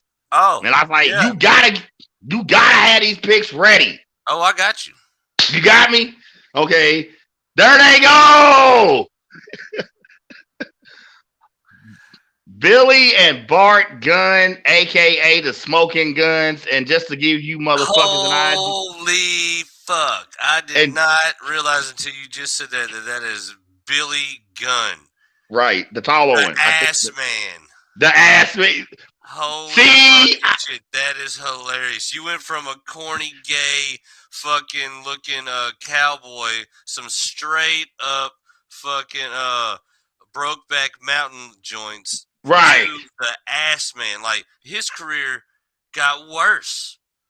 So, but still, I mean, he These guys are cool. I mean, they spell their last name Gun with 2 N's, bro. I mean, come on. I mean, that's pretty cool. I do like that because so does West Side Gun. So exactly. Yo, shout out to West Side Gun. Shout out to Griselda, the whole movement. You know what I'm saying? Benny Conway the Machine. Yo, real talk. Real talk. All right. We ain't riding nobody's dick, man. We fuck with y'all music big time. Like we bang a lot of that shit.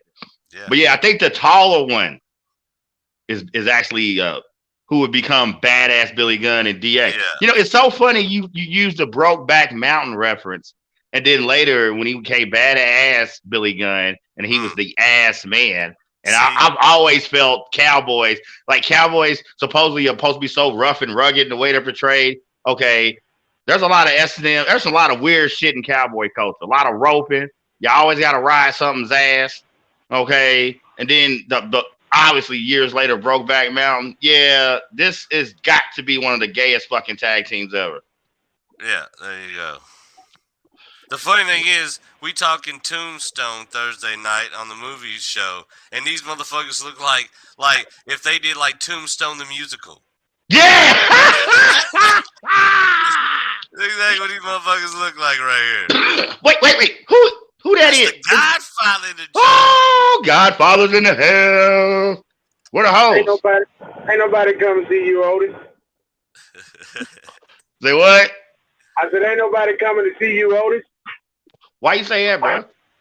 Hey, just cause I can. We done did live on the movie show. I know it. Yo. This will fuck y'all up. My radio in this motherfucking truck is touchscreen. And it reads everything, every song, every caller, everything. So my radio says artist, Blurred Minds Media. Album, unknown. That's what the hell I'm talking about. No, album should just be the new faction. But it says Monsster of Mayhem. Uh-huh. That's what's up, bro. Where you at? Still in Georgia? No, I'm about 25 miles. I'm about 20 miles from the Tennessee-Kentucky state line. Oh, you on the way back? Or you just coming through to get another load? I'm going up to, I'm loaded. I got to go up to, I'm going to Fairfield, Ohio. I got one drop in Fairfield, Ohio, and one in Dayton. Dayton. Okay. That's what's up. Y'all see the Godfather of Blurred Minds Media. JD's in the building. You know, back on his U-Ho grind when you talking about, you know, trying to help out with this supply chain issue that we've been having for the good part of a year now. You know what I'm saying? And not just him. Shout out to all the truckers, shippers, warehouse people. If you're trying to help us get our goods and keep these shelves stocked, we appreciate you. It ain't y'all fault that y'all work for some corporate conglomerate assholes who want to price gouge. Okay? Y'all just doing y'all job. And people like JD in that line of work, man, for real talk, we appreciate, salute you. All right. Keep those wheels moving, help keep America moving, bro, for real. So that's what we do to serve our country. Right. So you gonna hang out for a little bit, or? I seen that y'all was on here, and I was like, well, let me chime in and holler at my people. You know how we do support. So I wanted to jump on here for a few minutes. I was trying to rest my arm and my neck. I don't know. Come through the Great Smokies like a bat out of hell, and now my left arm feel like I got tennis elbow. It's hurting right in the middle of my elbow. So tennis elbow. Yeah. You been working on your forehand or just your backhand or just? No, I'm swinging that steering wheel, swinging them curves. I know it, bro. You spinning a bend. You big tipping in that big motherfucker, ain't you? Yeah, man. I'm telling you, I ain't come through the Great Smokies that fast. I was chasing a little man. Back when I was still over on Roonick, somebody told me they had a little man that wanted to see me. I left North Carolina and was sitting in E-Town the next morning at 6 o'clock. Well, look, man, we glad you hanging out. You know what I'm saying? We in the middle of this Monsters of Mayhem Kaiju Spotlight. You know, we doing Yokozuna. You know what I'm saying? So, you know, representing, you know, heavyweight lovers in the house. All right. So now that we have gotten through the gay ass saga known as the Smoking Guns. Hey, J Wall, real quick. J Wall. Yeah, man. You remember, I don't know, early 2000s as far as I think they were still WWF. But the tag team Billy and Chuck, you know what I'm saying? We talk about Billy Gunn and that mid card he was with, Chuck Palumbo. Is that the dude that was like the dancer? Well, No. they were supposed to be like the first true gay couple wrestlers. That was their whole storyline. I'm glad I missed that actually. Oh, trust me. You pull up the footage, you probably would still watch the wrestling then. Well, I'm just saying, since Billy Gunn was part of the Smoking Guns, which later on, you know, to go from the Ass Man and DX to then with this openly gay wrestler storyline with mid-card jobber Chuck Palumbo. I mean, what's going on with Billy Gunn? You know what I'm saying? I'd say that right there is a dude who literally took every fucking thing that Vince McMahon said in full stride. Vince McMahon's like, I want you to be a goddamn gay cowboy. He was like, check. He said, I want you to put on some little shorty shorts and put Mr. Ass on it and be the ass Mr. Ass. He said, check. He said, I want you to play a gay wrestler. He said, check.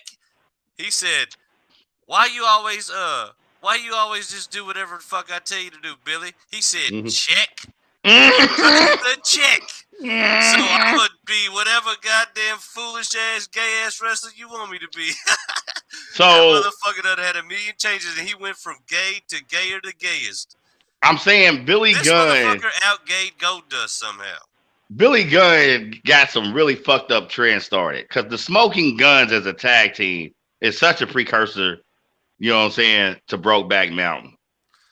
It just is. Look at these motherfuckers. It just is. And then after DX fizzles out, he teams up with the mid card Chuck Palumbo. I tell you what, and they're built.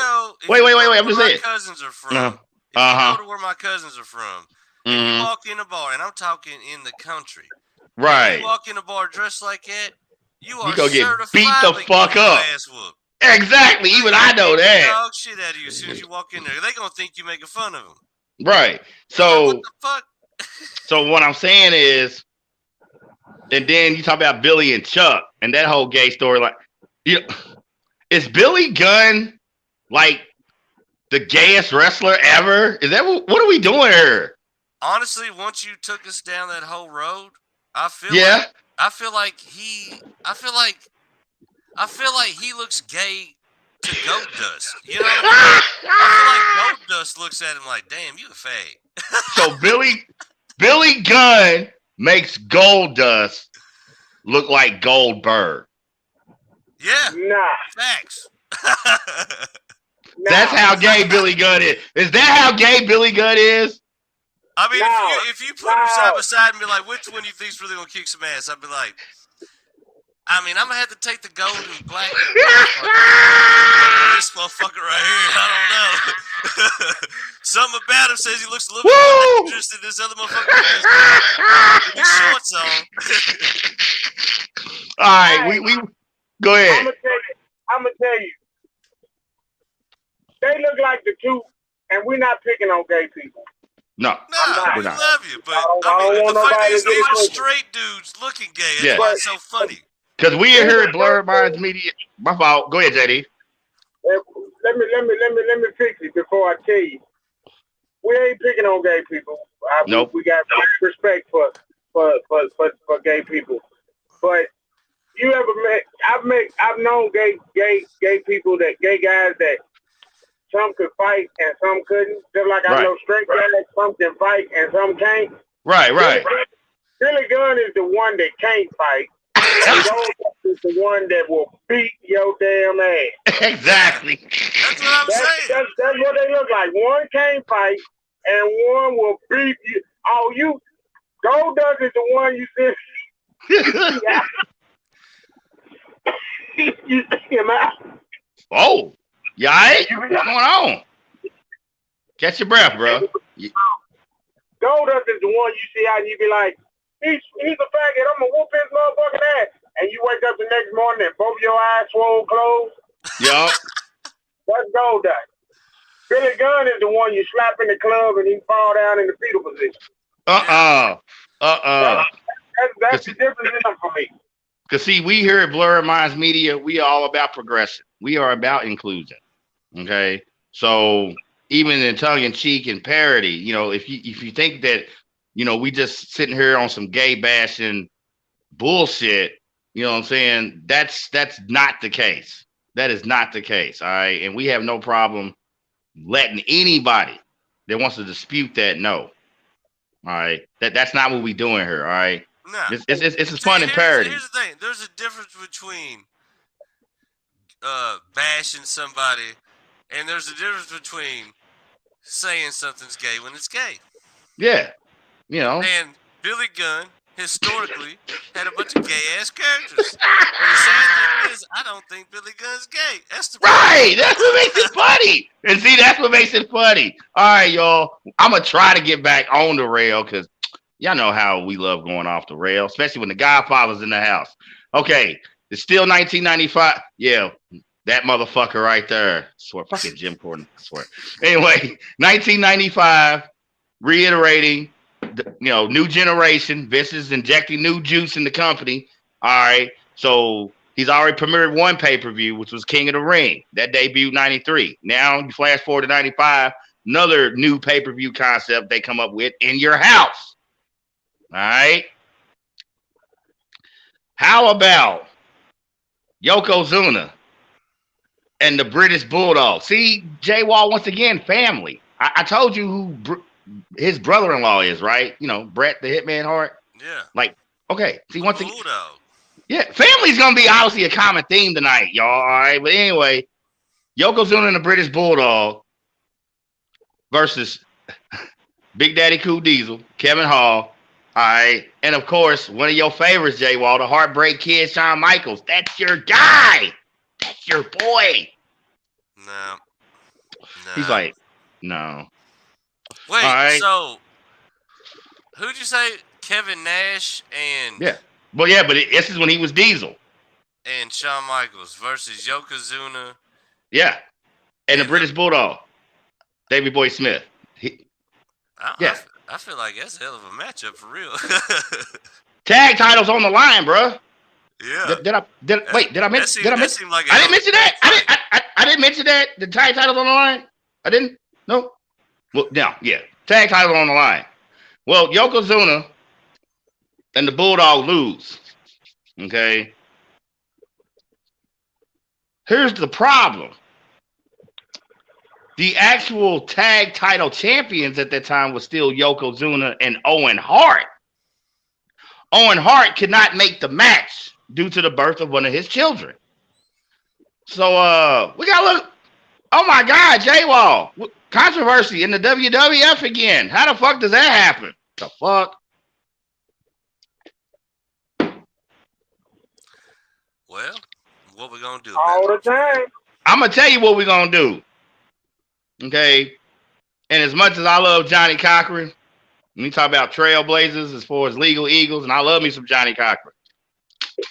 Okay, but this is the WWF. This is professional wrestling. This is Vince McMahon. All right. So what you do is instead of calling Johnny Cochran, you call this guy. I dug this guy's name up. Check this guy's name out. How lawyer of a name is this? Y'all ready? Clarence Mason. Yeah, that sounds like a lawyer. Yep. Or a nice pair of dress shoes. Yep. Shit, fuck my Stacey Adams. I'm throwing my Clarence Masons on tonight, bro. Well, I can't never walk out the house without them Clarence Masons on it. You crazy? Hey, them is snake skin. Hey, actually, matter of fact, let's go on and coin it. Adrian Richardson and Peacock. We need to work on our own grown ass man dress shoe line. Yep. We call it Clarence Mason. Suits and tuxedos on, and we want to call them the Clarence Masons. And JD said they snake skin. First one coming out's got to be that traditional snake. Yep. And then the second pair gonna be ostrich. That's what's up. So what you do is you call Clarence Mason because you're half of the tag team champions, and You lost the belts in a match, yet your partner is not the other half of the tag team champs because the actual other half of the tag team champs is in the delivery room handling his business. You know what I'm saying? Like, I want to hear that phone call when Owen Hart called into work that day and he had to call Vince. Hey, yo. I hope the call went like, I ain't going to make it to work tonight because my wife is having a baby. And Vince said, you need to get your ass here. And Owen said, if I ever want to attempt to try to make any other children, I'm hoping that's the way the call went. Right. We got to get a tape of that call. Yeah. He called his brother. He said, hey, tell the British Bulldog if he wants to get out of the doghouse with our old man, he going to have to step in and do his fight because I ain't going to make it. Right. But no, so like I said, you call Clarence Mason. And legally, it was determined since Davey Boy Smith, the British Bulldog, was officially not half of the World Tag Team titles. Then officially, you can't lose the World Tag Team titles, even though you lost that match. I mean, these are facts, folks. This is what they called. Still needed your asses in the seats is what they call it. We still needed y'all to buy tickets is what we call this match. Wait. Now, Jay Wall, once again, you being a connoisseur of comedy, what are the two main components of every great joke? Setup and punchline. Y'all ready for the punchline? What's the punchline? 2 nights later, they rescheduled the event. And not only do Yokozuna and Owen Hart lose the tag team titles, they lose them to the fucking Smoking Guns. Motherfucker! Now how you hash that? Man, that ain't even, man. Fuck Vince McMahon and that bullshit. He said, well, now, boys, I am sorry I made y'all wear them cowboy outfits. Here's how I'll make it up to you. How about a little run at the belt for a second? Right. Now, career-wise, this is definitely going to the end, y'all. All right. I mentioned him being under Camp Cornette as far as his pretty much his WWF duration. All right. By this time, as far as Camp Cornette building the stable, you know what I'm saying? His new acquisition, another legendary Monsters of Mayhem, another killer kaiju, you know what I'm saying? The 13-time world champion, Big Van Vader. See, now it's Vader time. Let's go.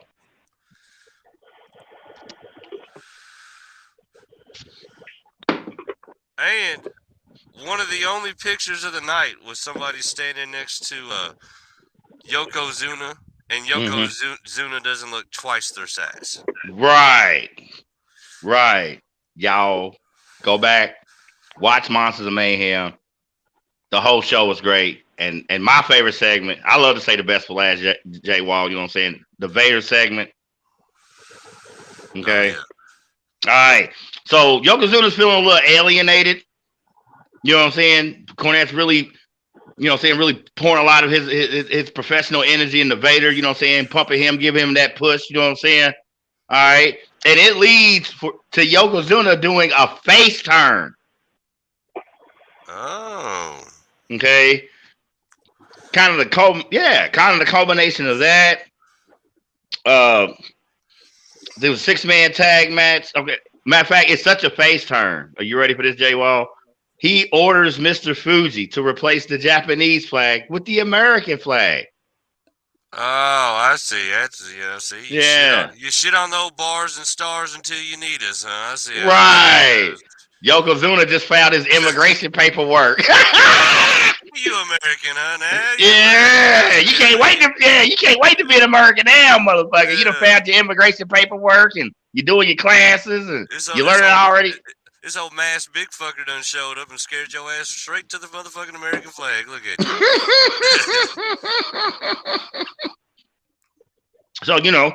So he does a face turn. There's a 6-man match. It's for the big plug for that face turn. Him, Jake the Snake Roberts, okay, Ahmed Johnson versus Vader, Owen Hart, and the British Bulldog. Okay. WrestleMania 11, 1996.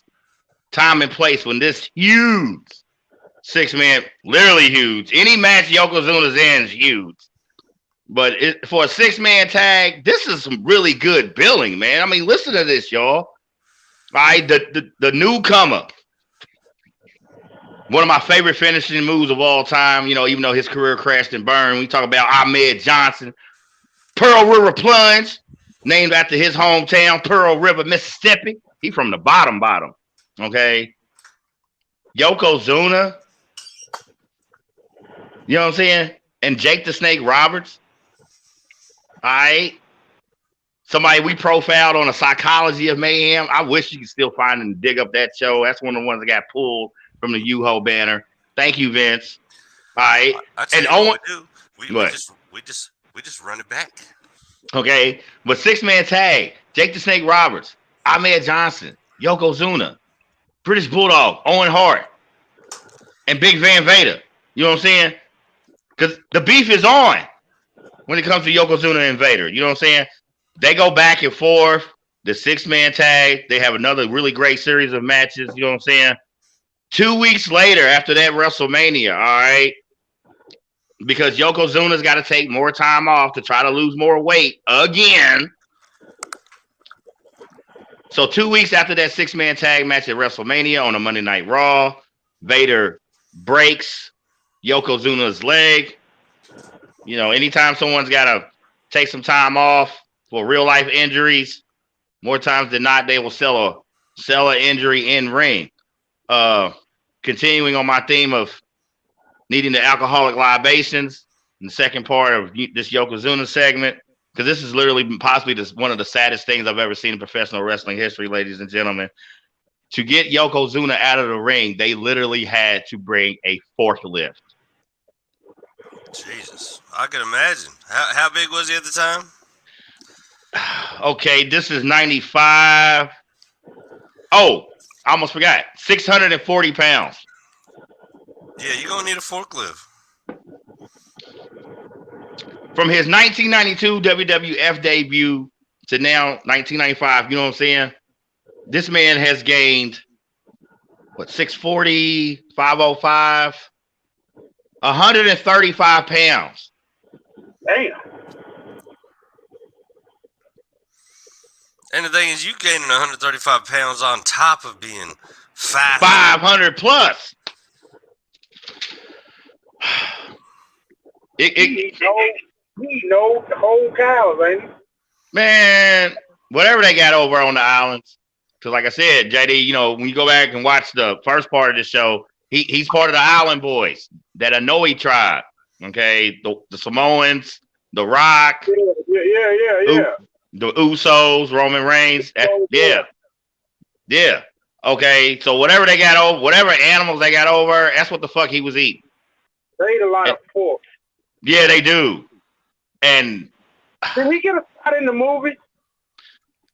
I don't know. I didn't find an acting credit when I did the homework on him. And I watched that Raw. I was watching that Raw. JD, this is a year before we met. So this is like 90. Nah, this is a few years. We met in 97. This was 95. We hadn't met yet. No, this was 96, the year before we met. Anyway, I watched that Raw. And my father for years, he kind of struggled with his weight. And so going into things like high blood pressure and diabetes, and people know, it's not a stereotype. It's medical documented fact when you talk about the exponential rate of things like that in hypertension in the Black community. And unfortunately, a big part of that is the result of our common diet. Okay. A lot of shit we love ain't quote unquote the healthiest. So alluding to JD's point, and with Yokozuna being one of the island boys, and a staple of their diet is pork, and a lot of it. And good pork. I mean, it's top grade pork, but it's still pork. Yeah, they can cook it. And then now he making all this good American money over here in the U.S. Yeah, he gonna eat. They had to get a forklift, y'all, to get this man out of the ring. When you talk about another example of fiction and reality, making that that really fucked up collision. Okay, he comes back at another In Your House pay-per-view, continuing to beef with Big Van Vader, bruh. Now that's some kaiju shit right there for real. Am I lying, yo? J Wall, JD, somebody, Pacific Rim, Godzilla, man. That's the real life kaiju. I watched that match. The return match that I'm referring to, the In Your House match. Now, here's what's fucked up. I found that match. Yet that match wasn't televised, okay? Because it happened at a dark event. Meaning a arena event, yet that's not going to be televised, all right? What sucks is, once again, just like with the Smoking Gun title situation, literally 2 nights later, because this event had to be rescheduled. It was a pay-per-view event, yet there was a severe storm system in a lot of the areas, and it got blacked out. So a majority of the people who even ordered that pay-per-view didn't get to see this match. They set it up again 2 nights later, and of course, Big Van Vader vanquishes Yokozuna in a rematch. You know what I'm saying? J Wall, you have not been shy since the U-Ho days. When it comes to your all-time favorites, it is Stone Cold Steve Austin. That is no joke. That is a fact. Yes. Yeah, I would say that back definitely during my viewing days of being immersed in watching wrestling. Yeah, that was my guy. Well, how about an early Stone Cold highlight for you? And not only that, since Owen Hart's been a intricate part of the Yokozuna story, we all know down the road the Owen Hart Stone Cold connection and how fucked up that came out. All right. Yep. But before that, once again, y'all, Vince is trying to cook up some Raw. He trying to be like Blurred Minds Media. He trying to get some new product out there. Okay, and so we've alluded to King of the Ring, new pay-per-view concept. We've alluded to his second new pay-per-view concept, In Your House. All right, staple pay-per-view, SummerSlam. Vince started offering basically pre-games. Okay, events. August 1996, that year's SummerSlam. His pre-game event was named Free for All. This is literally, you know what I'm saying, at the same arena, okay? And these are matches that if you attended SummerSlam, you would have seen, yet these matches weren't televised, all right? They weren't actual part of the live pay-per-view. Yet the footage is there, okay? What's the score? Bama's 9. We got a defense. Oh, I expected this. This is what I expected. I expected a defensive tug of war. If it was a shootout the first go around, ain't no way the rematch is going to be a shootout. I just do the math. I just do odds. J Wall providing the live updates on tonight's national title game, y'all. Bama's up 9-6, yet it's a defensive tug of war. Okay. They need to know that here at Blurred Minds Media, Shop Talk Sports. Shout out to Shop Talk. We provide all updates on the game from Tennessee all the way up into Ohio. Somebody from Blurred Minds Media has an update on this game. Somebody's watching it. I got the update coming through Knoxville that the game's getting ready to kick off. Yeah, they done already told me in Tennessee, we'll call you at halftime. All right, well, hit me up. Well, what do they call it, J-Walk? Multitasking. We multitasking. Oh yeah. The thing is, I know we ain't competing with the national championship. We just running this motherfucking show. But while we on here, might as well keep the viewers and ourselves up to snuff on what's going on. Because we gonna have to talk about it on Sunday. Yeah. Oh my God, we close to running 2 hours, y'all. If Bama lose, we gonna laugh about it on Sunday. Pooh ain't gonna show up. Pooh's definitely calling in to work that day. Every Alabama fan is gonna call in sick tomorrow. Ain't nobody going. If Bama lose, every Alabama fan gonna call in sick tomorrow. I can't be working. I can't remember her name, but y'all know what I'm talking about. Paul Feinbaum show. That one mean old bitch that calls in all the time. I can't remember her name. She gonna be the first one. That bitch gonna OD on Ditchy Cream if Bama lose. You know what I'm saying?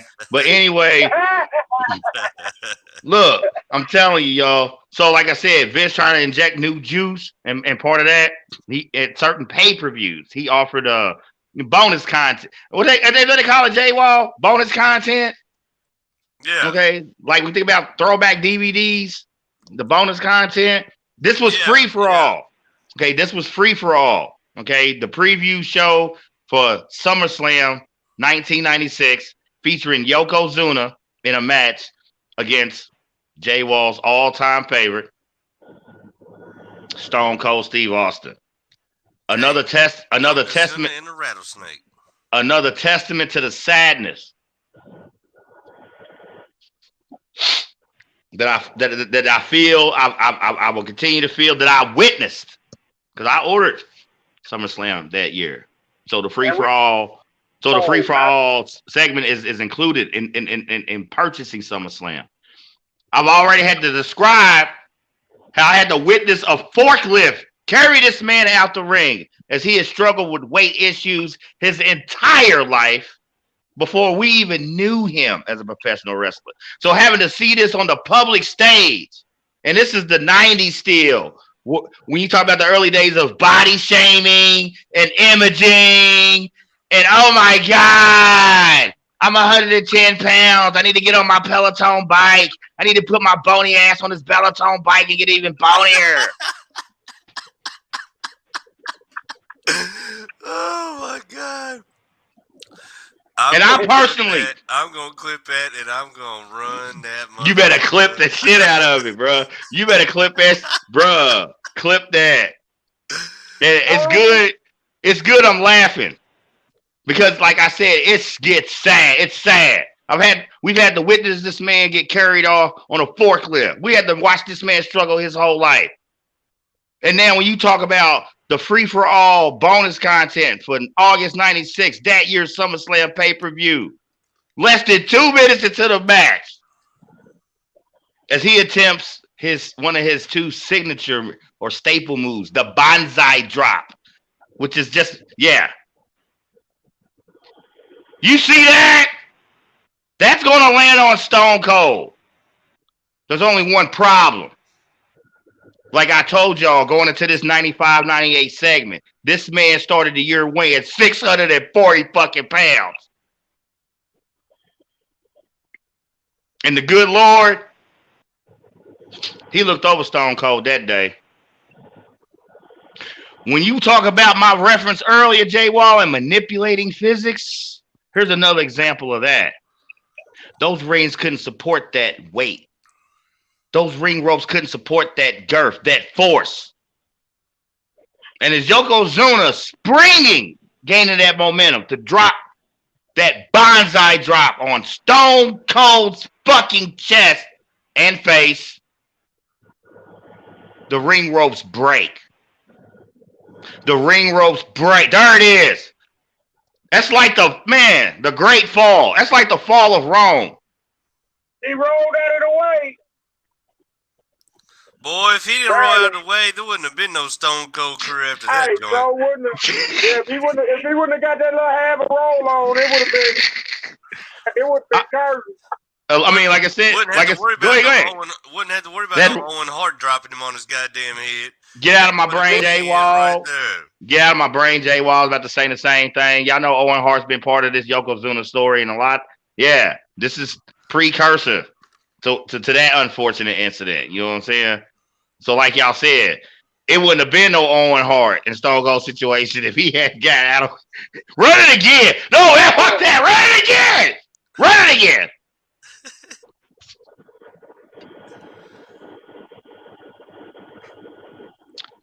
Wow. Right there, the shoulder come up, I can hear Stone Cold hollering, "Oh shit, watch out!" If Stone, listen, I listen. I have no problem saying it. You know what I'm saying? I'm an active and practicing Christian. You know what I'm saying? Now I'm not one of these Bible thumping, beat you over the head shit motherfuckers with it, but I'm not ashamed of that banner that I carry. You know what I'm saying? And I'm not one that questions anyone's faith in God or whatever. I'm simply saying, if Stone Cold Steve Austin had never been in the Lord's house a day in his fucking life before that moment, he went the next day. No, he went as soon as the fucking match was over with. He passed the pay window. He didn't get his check. He didn't shower. Nothing. Run that shit one more time, good friend J Wall, please. I need these people to understand. Yeah, man, I got you. Where's it? There you go. Timber! What the fuck? I mean, look at that. He ripped the entire turnbuckle off the motherfucking pole like it wasn't shit. No. I heard him screaming right now. "Oh shit, what up, Steve?" Bruh, if you don't get out the way, I can you wouldn't have had. If you don't get out the way, I'll never drink beer again, Lord. I'll never drink beer again. And we all know that was a fucking lie. Well, technically, it wasn't a lie because, you know, in ring, he didn't drink beer. He was just class and pour foam over his face. And why you still in beer drinking gas for my homeboy, the Sandman, in ECW, bro? You know what I'm saying? Like, anyway. He probably glad the ropes broke, though, really, because he didn't want 640 pounds of sweaty Samoan nuts in his face. Why? He signed up for it. That was the plan. Like, that was the plan. I want to see the before fight footage when they set the ring up. Stone Cold probably went out there with a screwdriver, loosened that motherfucker up. That motherfucker's nuts ain't hit my face. As soon as he seen him go up, he started to roll. He said, "Oh, here it comes." So with all the incidents that Stone Cold was in, is it no wonder he had the feelings that he had for Vince? He loves Vince. Well, shit. No, like he legitimately does. All that shit on the show was all character. He loves Vince, like literally, and he should. You know what? I'm not even gonna get into it because I ain't gonna rip Jay Wall's boy. You know what I'm saying? I'm in too good of a mood. I bet at Stone Cold and Hulk Hogan's house, they got a fucking painted portrait of Vince over their fireplace, like somebody would have the Last Supper. Right? Shit. They probably got a shrine. Why Stone Cold loves him? Because he got Stone Cold fucking paid. When exactly. Stone Cold was on his run, got a both paid. When Stone Cold was on his run, there was probably no more publicized, pushed, fucking advertised wrestler out there. I mean, his shit was every fucking where. All right, y'all. This is a record. When you talk about a single wrestler, okay, this is only our second spotlight feature. We're 2 hours in. You know what I'm saying? I'm gonna keep the train moving, but as long as y'all want to hang out, you know what I'm saying, we're gonna hang out. Cause there's just more sadness, and it's gonna suck. I got to run because I got to get on up that road. But all right, bro. And I'll check out the end of the show tonight when I get stopped. All right, that's what's up. All right, man. Be safe out there. Gotta be safe, bro. All right, one. All right, love you. We love you, bro. One. JD, the Godfather of Blurred Minds Media, chiming in, staying safe, and trying to help keeping America moving. J Wall, you got your Kleenex? Where's Stacy? Does she got some? Man, I don't even know where she's at. Huh? A man that doesn't know where his wife is. Yeah, that's never happened before.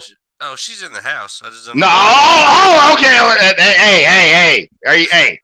Cool. I'm cool with you know me. I'm cool with that. Not sure. Just which room. I'm just saying. You might need some Kleenex. I don't know something. Because here it comes, man. It has been no secret, and I'm more than guilty of personalizing this. Because like I alluded to earlier, I watched my father and other family members, you know what I'm saying, while not as big as this man, you know, when we talk about weight struggles and struggles with, you know, eating properly and the negative effects it can have on the body. So to witness that in private. Now, for years, I've been watching someone that I have gravitated to, and I have to watch this man deal with that struggle in public. It's no secret in regards to the weight issue. As athletic and as agile as I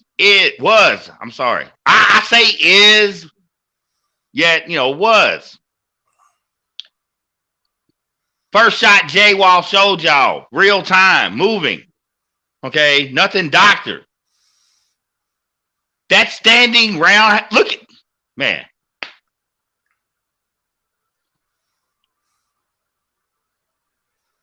And bonsai drop.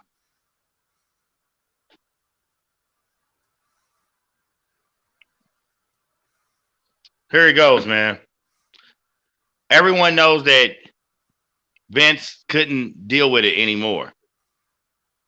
And a symptom of that is the unfortunate passing of a Stone Cold Steve Austin's former WCW tag team partner, Flying Brian Pillman, who had secured a WWF contract, you know, solid mid-card status. He died of an heart defect that had been undiagnosed. So when you talk about medical and legalities, Vince McMahon has already had someone under his employment die from a heart ailment that was unknown. It was undiagnosed. It's not on his medical file. Okay. Vince was not going to go through that shit again. Plus, it's less of a case of him being concerned about Yokozuna's health as opposed to Vince worrying about the liability issues. Yeah. If something was to happen to Yokozuna while performing in the ring. Well, that, and if you know, with his weight, if he would have slipped up, hurt another wrestler real bad, especially like one of these top tier wrestlers, one of his big money guys. And that's the thing. Yokozuna was always go into it, J-Wall, do it. Yeah, well, Yokozuna was always bid and drawn as a big enough name and he was a world champion. But on top of that, he didn't fight no slouches through this whole run that we've talked about. So he's gonna be up there with the upper echelon of the WWF. Plus, if something happened, he fucking died in the ring. Then, like you said, right after this dude died, then Vince McMahon's he's looking at it as how much it's gonna cost me. Right, it's a liability issue, like J-Wall said. Whether Yokozuna something was to happen to himself in ring, and heaven forbid, when you talk about another wrestler, as we allude to Stone Cold rolling out the way, you know what I'm saying?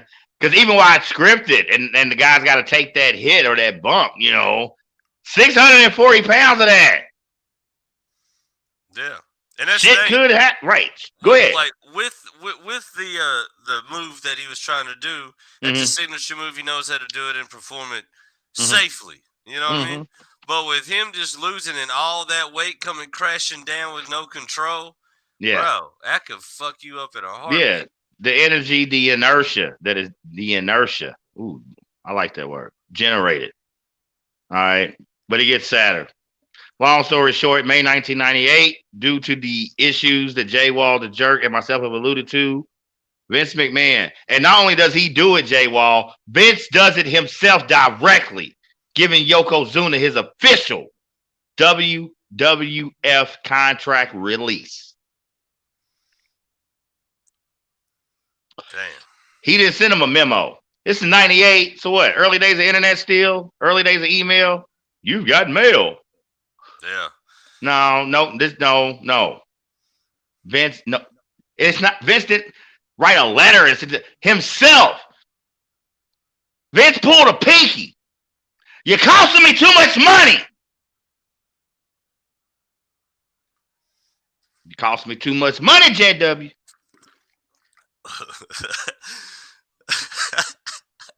God damn it, JW done his Santa Claus after you hit that boy with the fucked up step. Ooh. Vince McMahon, with his Irish Catholic background, snooty ass motherfucker, had enough hood in him to pull a pinky and tell Yokozuna, you cost him in money.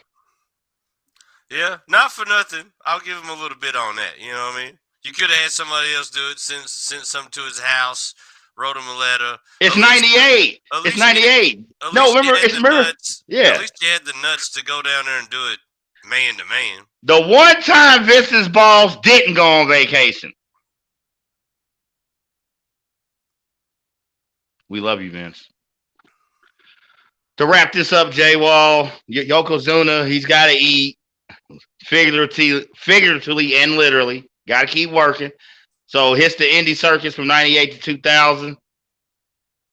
The sadness continues. I'm sorry, maintains. See, continues insinuates that it stopped and then started again.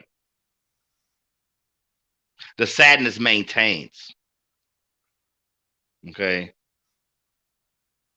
Here, but we almost there. October 1999.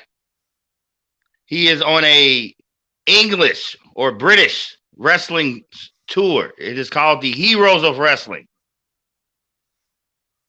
It was actually a pay-per-view. Okay. So I'm sure a lot of old school wrestling fans and maybe those who had kids and kind of getting up to the newer guys. Hey, let me show you some guys from back in the day. That's how I kind of turned my oldest son on to wrestling. You know what I'm saying? Bridging the gap, J Wild, is that what you call it? Yeah. That was my first memories of wrestling was my uncle having it on TV when I was when my grandmother would be watching me. And then my dad and his buddies like taking me to some of the events when I was a kid. But I remember when I was a kid, the events I remember we went to one that was like randomly like still sunlight outside. You know what I mean? Okay. Gotcha. I'm pretty sure they were smaller venues. So something like at the county fair or something like that. Yeah, but I remember one at Heritage Hall where UK used to play ball. See, that's part of what's known as the indie circus, and that's what Yokozuna's working right now. Yeah, all right. Yeah. Okay. Here's where the sadness maintains. Going into this October 1999, Heroes of Wrestling pay-per-view. You know what I'm saying? Which I'm kind of feeling that. You keeping up with the modern pay-per-views. Hey, you feeling nostalgic, and you're scanning your direct TV. There's an old school wrestling pay-per-view coming up. Hey, fuck with it. J-Wall, we might have to dig up some footage of this pay-per-view. Hell yeah. My point is the sadness maintains because at this Heroes of Wrestling show, pay-per-view, Yokozuna enters the ring at a registered official weight of 700 pounds. Good God Almighty. It gets worse. This is part of what he announces is intentional weight gain. Because his goal now is to have the official Guinness Book of World Records and to be listed as the heaviest professional wrestler ever. And his goal is to reach 850 to 900 pounds. Was he not the biggest at 800? Well, he's not at 800 yet. I mean, at 700? I would think so. I mean, think about 700 pounds, man. You're making at 640. He right. One of the biggest shit. Yeah, so you flash forward to this 99 overseas, Heroes of Wrestling pay-per-view. This is a stateside pay-per-view. So all throwback legends, heroes of wrestling. Makes sense. I love the name of it. I love the billing of it.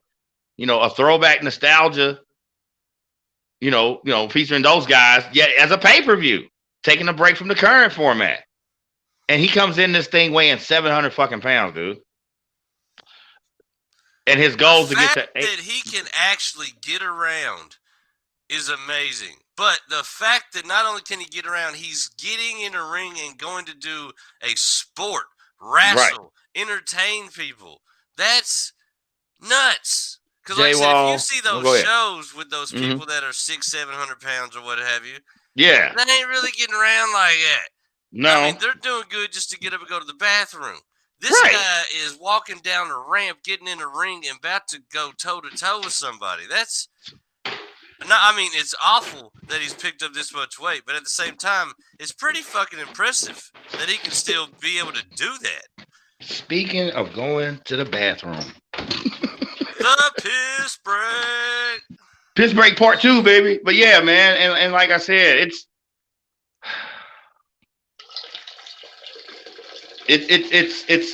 just so obvious I'm going to personalize this whole man's career. I can't imagine being on a public stage. Okay, when you think about somebody like him. Okay, flash forward to now. When you talk about the ladies, all right, it's for a celebrity. Somebody like a Lizzo or somebody like a Monique. You know what I'm saying? To have to deal with weight struggles publicly, the scrutiny, the nonstop shit you hear. Little kids running up to you, wanting an autograph and then calling you a fat ass at the same time. Oh, yeah. I mean, I'd imagine that stuff. But at the same time, I mean, is there any part of his story where, like, he had trouble mentally, emotionally with that? Because, I always feel like it seemed like he got billed as a big dude, but like you said, kind of more on the essence of, like, this huge dude that's like a physical specimen as far as look how big he is to what he can do. Like you said, like he's more like I feel like he was more of a celebrated big dude for his accomplishments than like poked fun at. You know what I mean? Right. I was just wondering if there was like anything that he had said or anybody had heard. I don't. Like he was fucked up about it. You know what I mean? I'm not for sure. Because I mean, if you say I the 850-pound wrestler, I feel like you're kind of maybe. I mean, I feel like you're kind of taking it and running with it, like you're literally, right? I guess Yokozuna saying he cool with that. That's the way I take it, But like I said, I didn't know if there was anything in the background when he was like, "Man, I wish I wasn't so big, and this is fucked up," and people, what I mean? Or if he was just like, "Yeah, I'm gonna be the biggest fucking wrestler ever." Right, exactly. The sadness maintains, like I said, all right. At this event, he was scheduled to wrestle, another killer kaiju. We focused on the Monsters of Mayhem, all right, King Kong Bundy. On that same card, Jake the Snake Roberts was scheduled to face Jim the Anvil Neidhart, former tag team partner. You know what I'm saying? Bret Hart, the Hart Foundation. There's a lot of connecting the dots in this show. Yeah. And it's funny because even after doing the homework and everything, half of it I'm not realizing until we've been on air. You know what I'm saying? So there's what do you call it today? Well, I guess a delayed spontaneity. You know what I mean? Fuck it, we're running with it. Here's the problem with this show. You're gonna have Yokozuna versus King Kong Bundy, Jake the Snake Roberts versus Jim the Anvil Neidhart. Jake the Snake Roberts, you know what I'm saying? Similar to that when you think about down the road, Jeff Hardy, and countless others, publicly struggled with substance abuse, particularly when you talk about the heyday of his career. All right. So now being on a legend circuit, trying to still work. Yet this is Jake the Snake Roberts. And he shows up to the event drunk as fuck. Oh, shit. So, last minute, they decide to make it a tag match. Yokozuna and Jake the Snake Roberts, okay, I'm sorry. Yokozuna and Jake the Snake Roberts versus Jim the Anvil Neidhart and King Kong Bundy. Obviously, the plan, since Jake showed up drunk, and now this thing is billed as a tag match. Obviously, the plan was for Yokozuna to carry the match, work it quick and get up out of there. And that's pretty much what's happened. And of course, Yokozuna and Jake the Snake lose that match. Continuing to still work, he is on a British, what is known as the UK All-Star Wrestling Tour. So this is a British tour featuring legends. You know what I'm saying? So I be the British side of this Heroes of Wrestling circuit I mentioned earlier, right, J Wall? Yeah. It's October 23rd, 2000. 3 weeks earlier. Let me get his name right. How did I try to pronounce it? Octubo Rodney Inoue had turned 34 years old. What's that? 7 be October 6th. That was his 34th birthday. 3 weeks later, October 23rd, 2000. While on this UK All-Star Wrestling Tour. All right. His weight, he had actually lost some weight by then, J Wall. He's down to just 580. Damn, that's good. Right. Guess what? Too little, too late. In his hotel room, Yokozuna is found dead.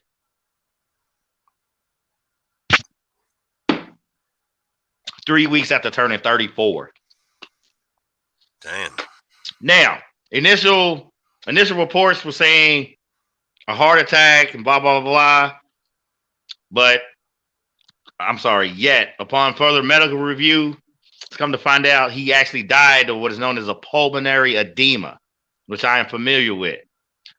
Long story short, that is caused by blockage of fluid set in the lungs. That is an offset of the more than a unhealthy lifestyle this man led and the toll it took on his body.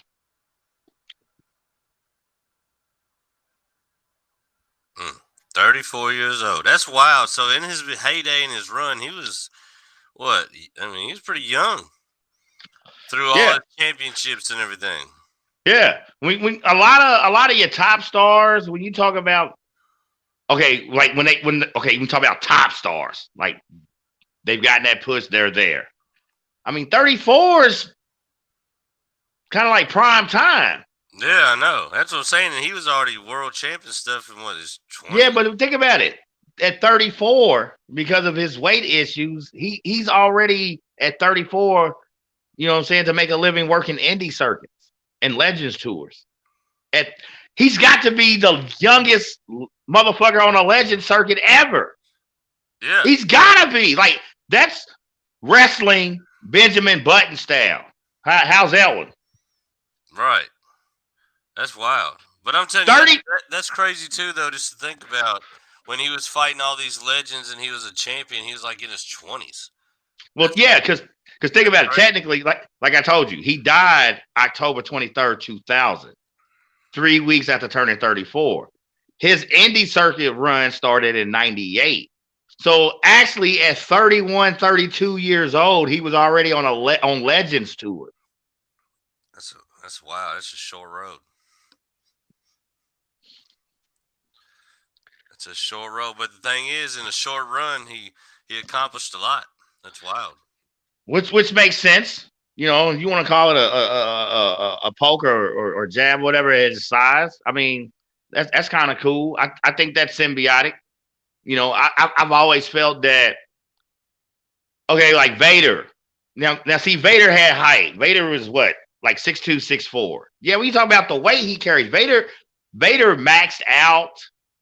I can remember times Van Vader weighed in. They announced his weight at 460 to 470. That's a whole lot of weight too.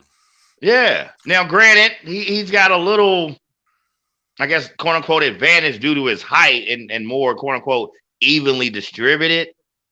Well, yeah, if you seen the big Van Vader story, and eventually his body gave up on him. Yeah, that's the thing. If you notice, you don't see a lot of super big guys like that too old. And not only that, if you look at the industry between the last days of WCW and with WWF/WWE being the mainstay, all right, Vince doesn't feature guys like that. When you think about somebody like a Kevin Owens and what's that one black dude? I can't remember his name because he's suing Vince to keep his name. He was a big splash on that NXT, and then he finally got the main call. But anyway, guys like that, you know what I'm saying? Vince hasn't featured someone like we talk about a Yokozuna, a King Kong Bundy, a guy like for years, and a lot of it has. Who do you think is the last big guy that really got a push like that? Mark Henry? No, because he was never world champ. I mean, he got pushed, but he was never world champ. Yokozuna was 2-time world champ. You know what I'm saying? I'm gonna wrap this up real quick. You know what I'm saying? A year later, November 2001, a memorial show for Yokozuna was thrown in Allentown, Pennsylvania. The company who hosted the show or sponsored this event was known as the World Extreme Wrestling. Okay. While they were an independent circuit, it's reported that wrestlers from major federations and legends, appeared at this show. I hated I couldn't get the list because I would love, when you think about in-ring, the performers and legends that performed at this show as one last shout out to Yokozuna. All right. He actually had a now WWE Hall of Fame induction. March 2012, Jay Wall, traditionally the Hall of Fame ceremony is the weekend. It's usually it's that Saturday night, the night before WrestleMania. Okay. So part of the WrestleMania tradition I think Vince started this basically 2000 or so. So for the good part of the last 15, 20 years, that's a WrestleMania staple. The Hall of Fame induction ceremonies the night before. March 2012 is the year that Yokozuna received his, and Jay Wall, I've been bringing full circle the theme of family here. Okay, his Hall of Fame induction was initiated by no other than the Usos. When you talk about tag teams, and that bloodline I refer to, and the big man himself, the really big guy from the island, Rikishi Fatu. So to have family induct you into this limited class as far as the WWF Hall of Fame, man. I would like to find footage of that Hall of Fame ceremony. You know what I'm saying? I would have, cool. Because I love that I didn't witness his Hall of Fame induction. So in doing the homework on Yokozuna and to see that it is family and fittingly so. To have family induct him, man, you know what I'm saying, was really dope. When you talk about the Usos and Rikishi Fatu, real quick, Jay Wall. Last but not least, major accomplishments. I got the list. Let's hear it. 1993 Royal Rumble champion. Y'all know the Royal Rumble secures that title opportunity at that year's WrestleMania. All right. 2-time WWF champion. 2-time world tag team champion with Owen Hart. All right. Did a little more homework. Come to find out, as far as his personal life, he is actually survived by 2 children, his son Justin and his daughter Kaylani. All right. And that, my good friend Jay Wall, my brother in arms, and audience, whether you're watching live or check us out on the replay, because y'all know we love them replay values. That is the life and times of Yokozuna. I will not shy away from my personal and professional affinity for this great performer. I alluded to it earlier. It's been a reoccurring theme on Mayhem, particularly now under the Blurred Minds media banner. No longer have to how can you say it, J Wall? Fall to the constraints of politicism. Nope, don't gotta worry about that bullshit. I have not been shy in discussing Vince McMahon and the obvious pattern of reluctanceness, giving non-white performers the major push. That alone makes Yokozuna's career historic. As I alluded to earlier, the first champion as far as a WWF heel to have a successful title defense, while tainted as far as the execution and the script writing. Nonetheless, it's on the books. It's on the books, y'all. It's fact. So the great Coquina Maximus, aka the Wild Samoan or simply Coquina. All hail the grand champion, Yokozuna. All hail someone, J Wall, not just featured. Is Yokozuna in our Kaiju Hall of Fame? Because we featured some Kaiju, but only a few select. Just like the WL, any other Hall of Fame, NBA, NFL, not everybody can get there. A lot of y'all can do the job, but how many y'all can excel? I think we marked this down as our first ever Kaiju Hall of Fame inductee, but not only that, our first ever Hall of Fame inductee into any genre yet. No, remember? Hashtag Dudley Boys Tag Team Goats. Oh, my bad. I recant that statement. So, but second Hall of Famer. Yeah. As far as Blurred Minds Media, as far as the Monsters of Mayhem, as far as Monday Night Mayhem, when you talk about our personal Hall of Fame inductions, like J Wall declared, not stated, declared. When it comes to the Monsters of Mayhem, when you talking about the killer kaijus running wild. Thank you, Godzilla. That's actually Mount Fuji. I want to go there. Okay.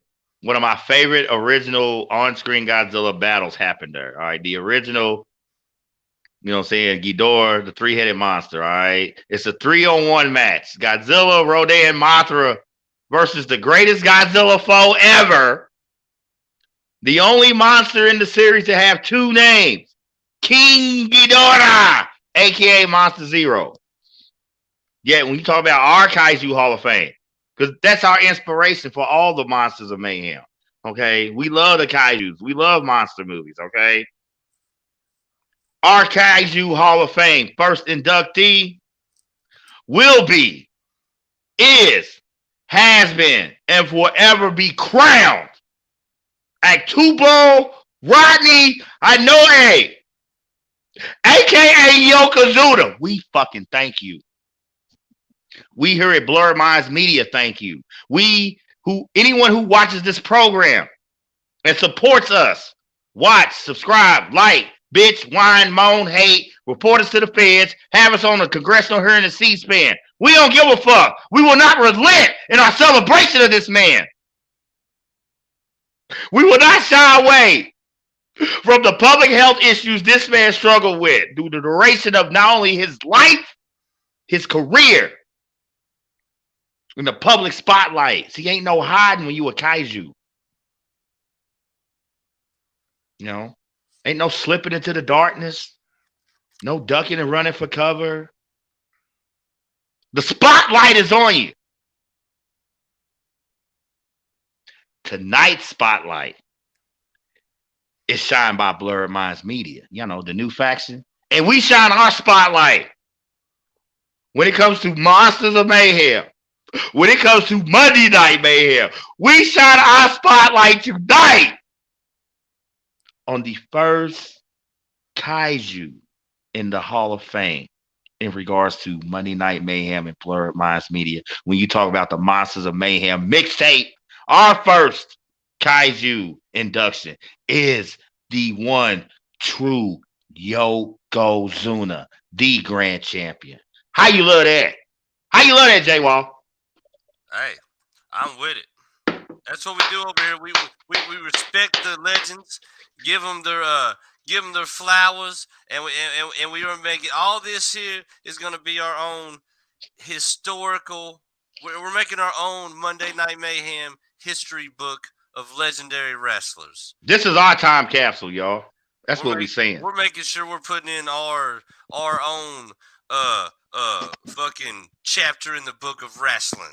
That's right. See, this is our time capsule, y'all. This is how we will celebrate Yokozuna and other performers, the ones that have been featured, whether the prior U-Ho banner, whether the current Blurred Minds Media, when you talk about Monday Night Mayhem, okay, future shows.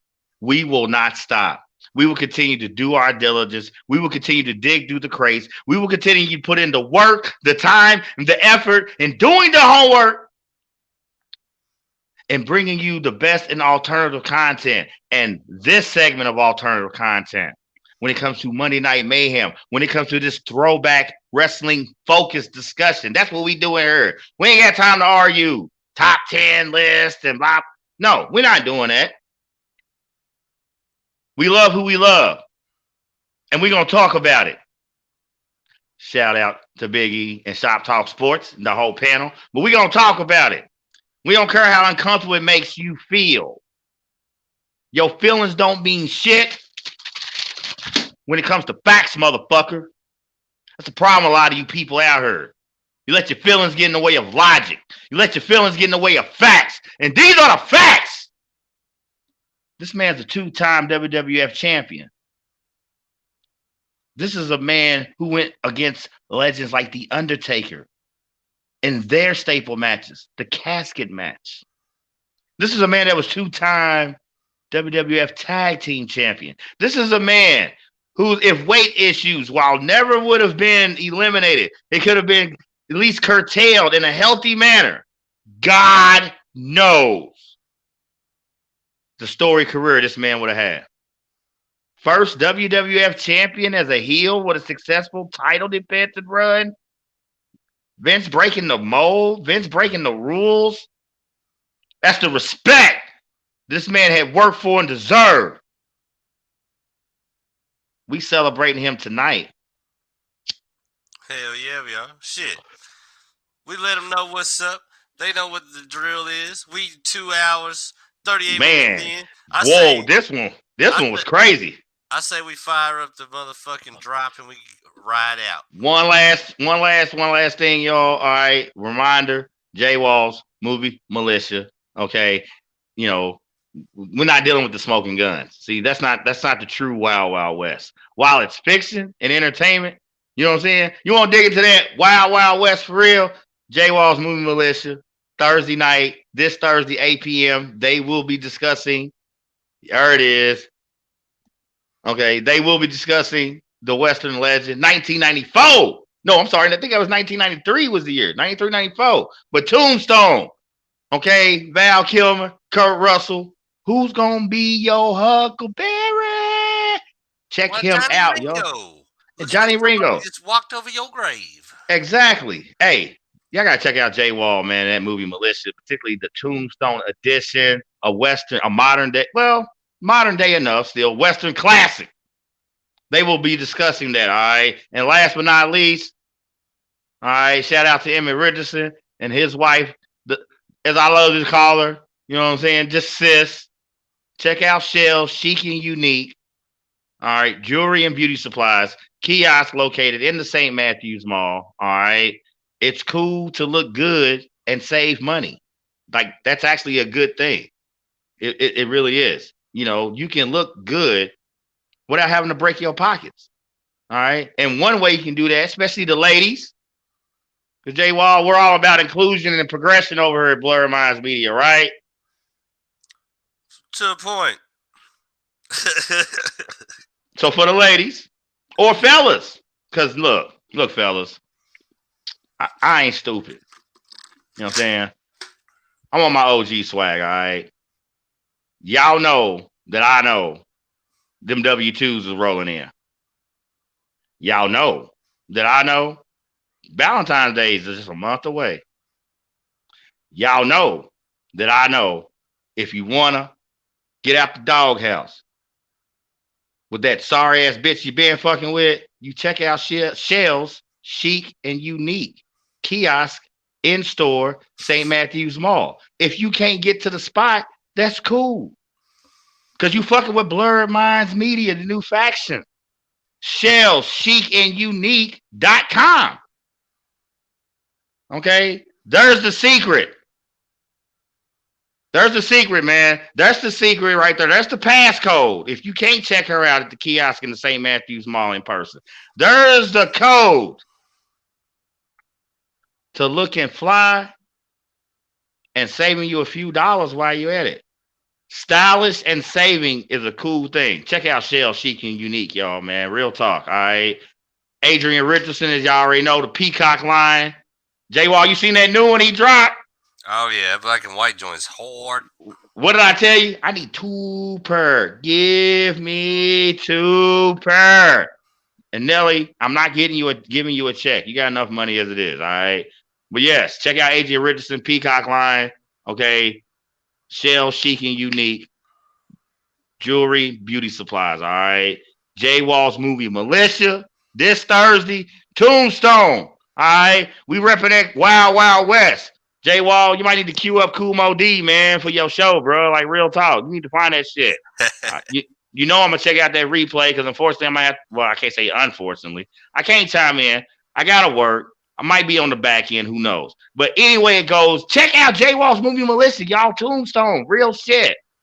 This Thursday, 8 p.m. Shop Talk Sports will be back coming off the heels of this national title game. Can we get an update real quick? What you got for us? The update. Okay. Looks like Georgia scored a touchdown. 13-9. All right. Oh. Bama's ball. Okay, and Bama's got the ball. Are they driving? It is, well, what the fuck happened? I guess. We'll figure it out. I don't know what happened. He'll figure it out. Get the ball right. He'll figure it out. But anyway, you know what I'm saying? Shop Talk Sports, especially coming off the heels of this national title game. All right, and then going on into playoff parlays as far as the NFL. I think Big E's gonna maybe try to squeeze in a little college / NBA for all you hoops junkies. I'm hoping Day Boy, he's got to chime in. We got some big things popping off with this softball thing. You know, kind of let the cat out the bag a little early last night. It's all good. We ain't tripping, all right? Ladies and gentlemen, we appreciate you chiming in. Check us out on the replays, not just this show, all Blurred Minds Media programming, because we are the new faction on that deuce as far as this year. J-Wall, ride us the fuck out of here for these punk bitches. Oh, wait! Bama!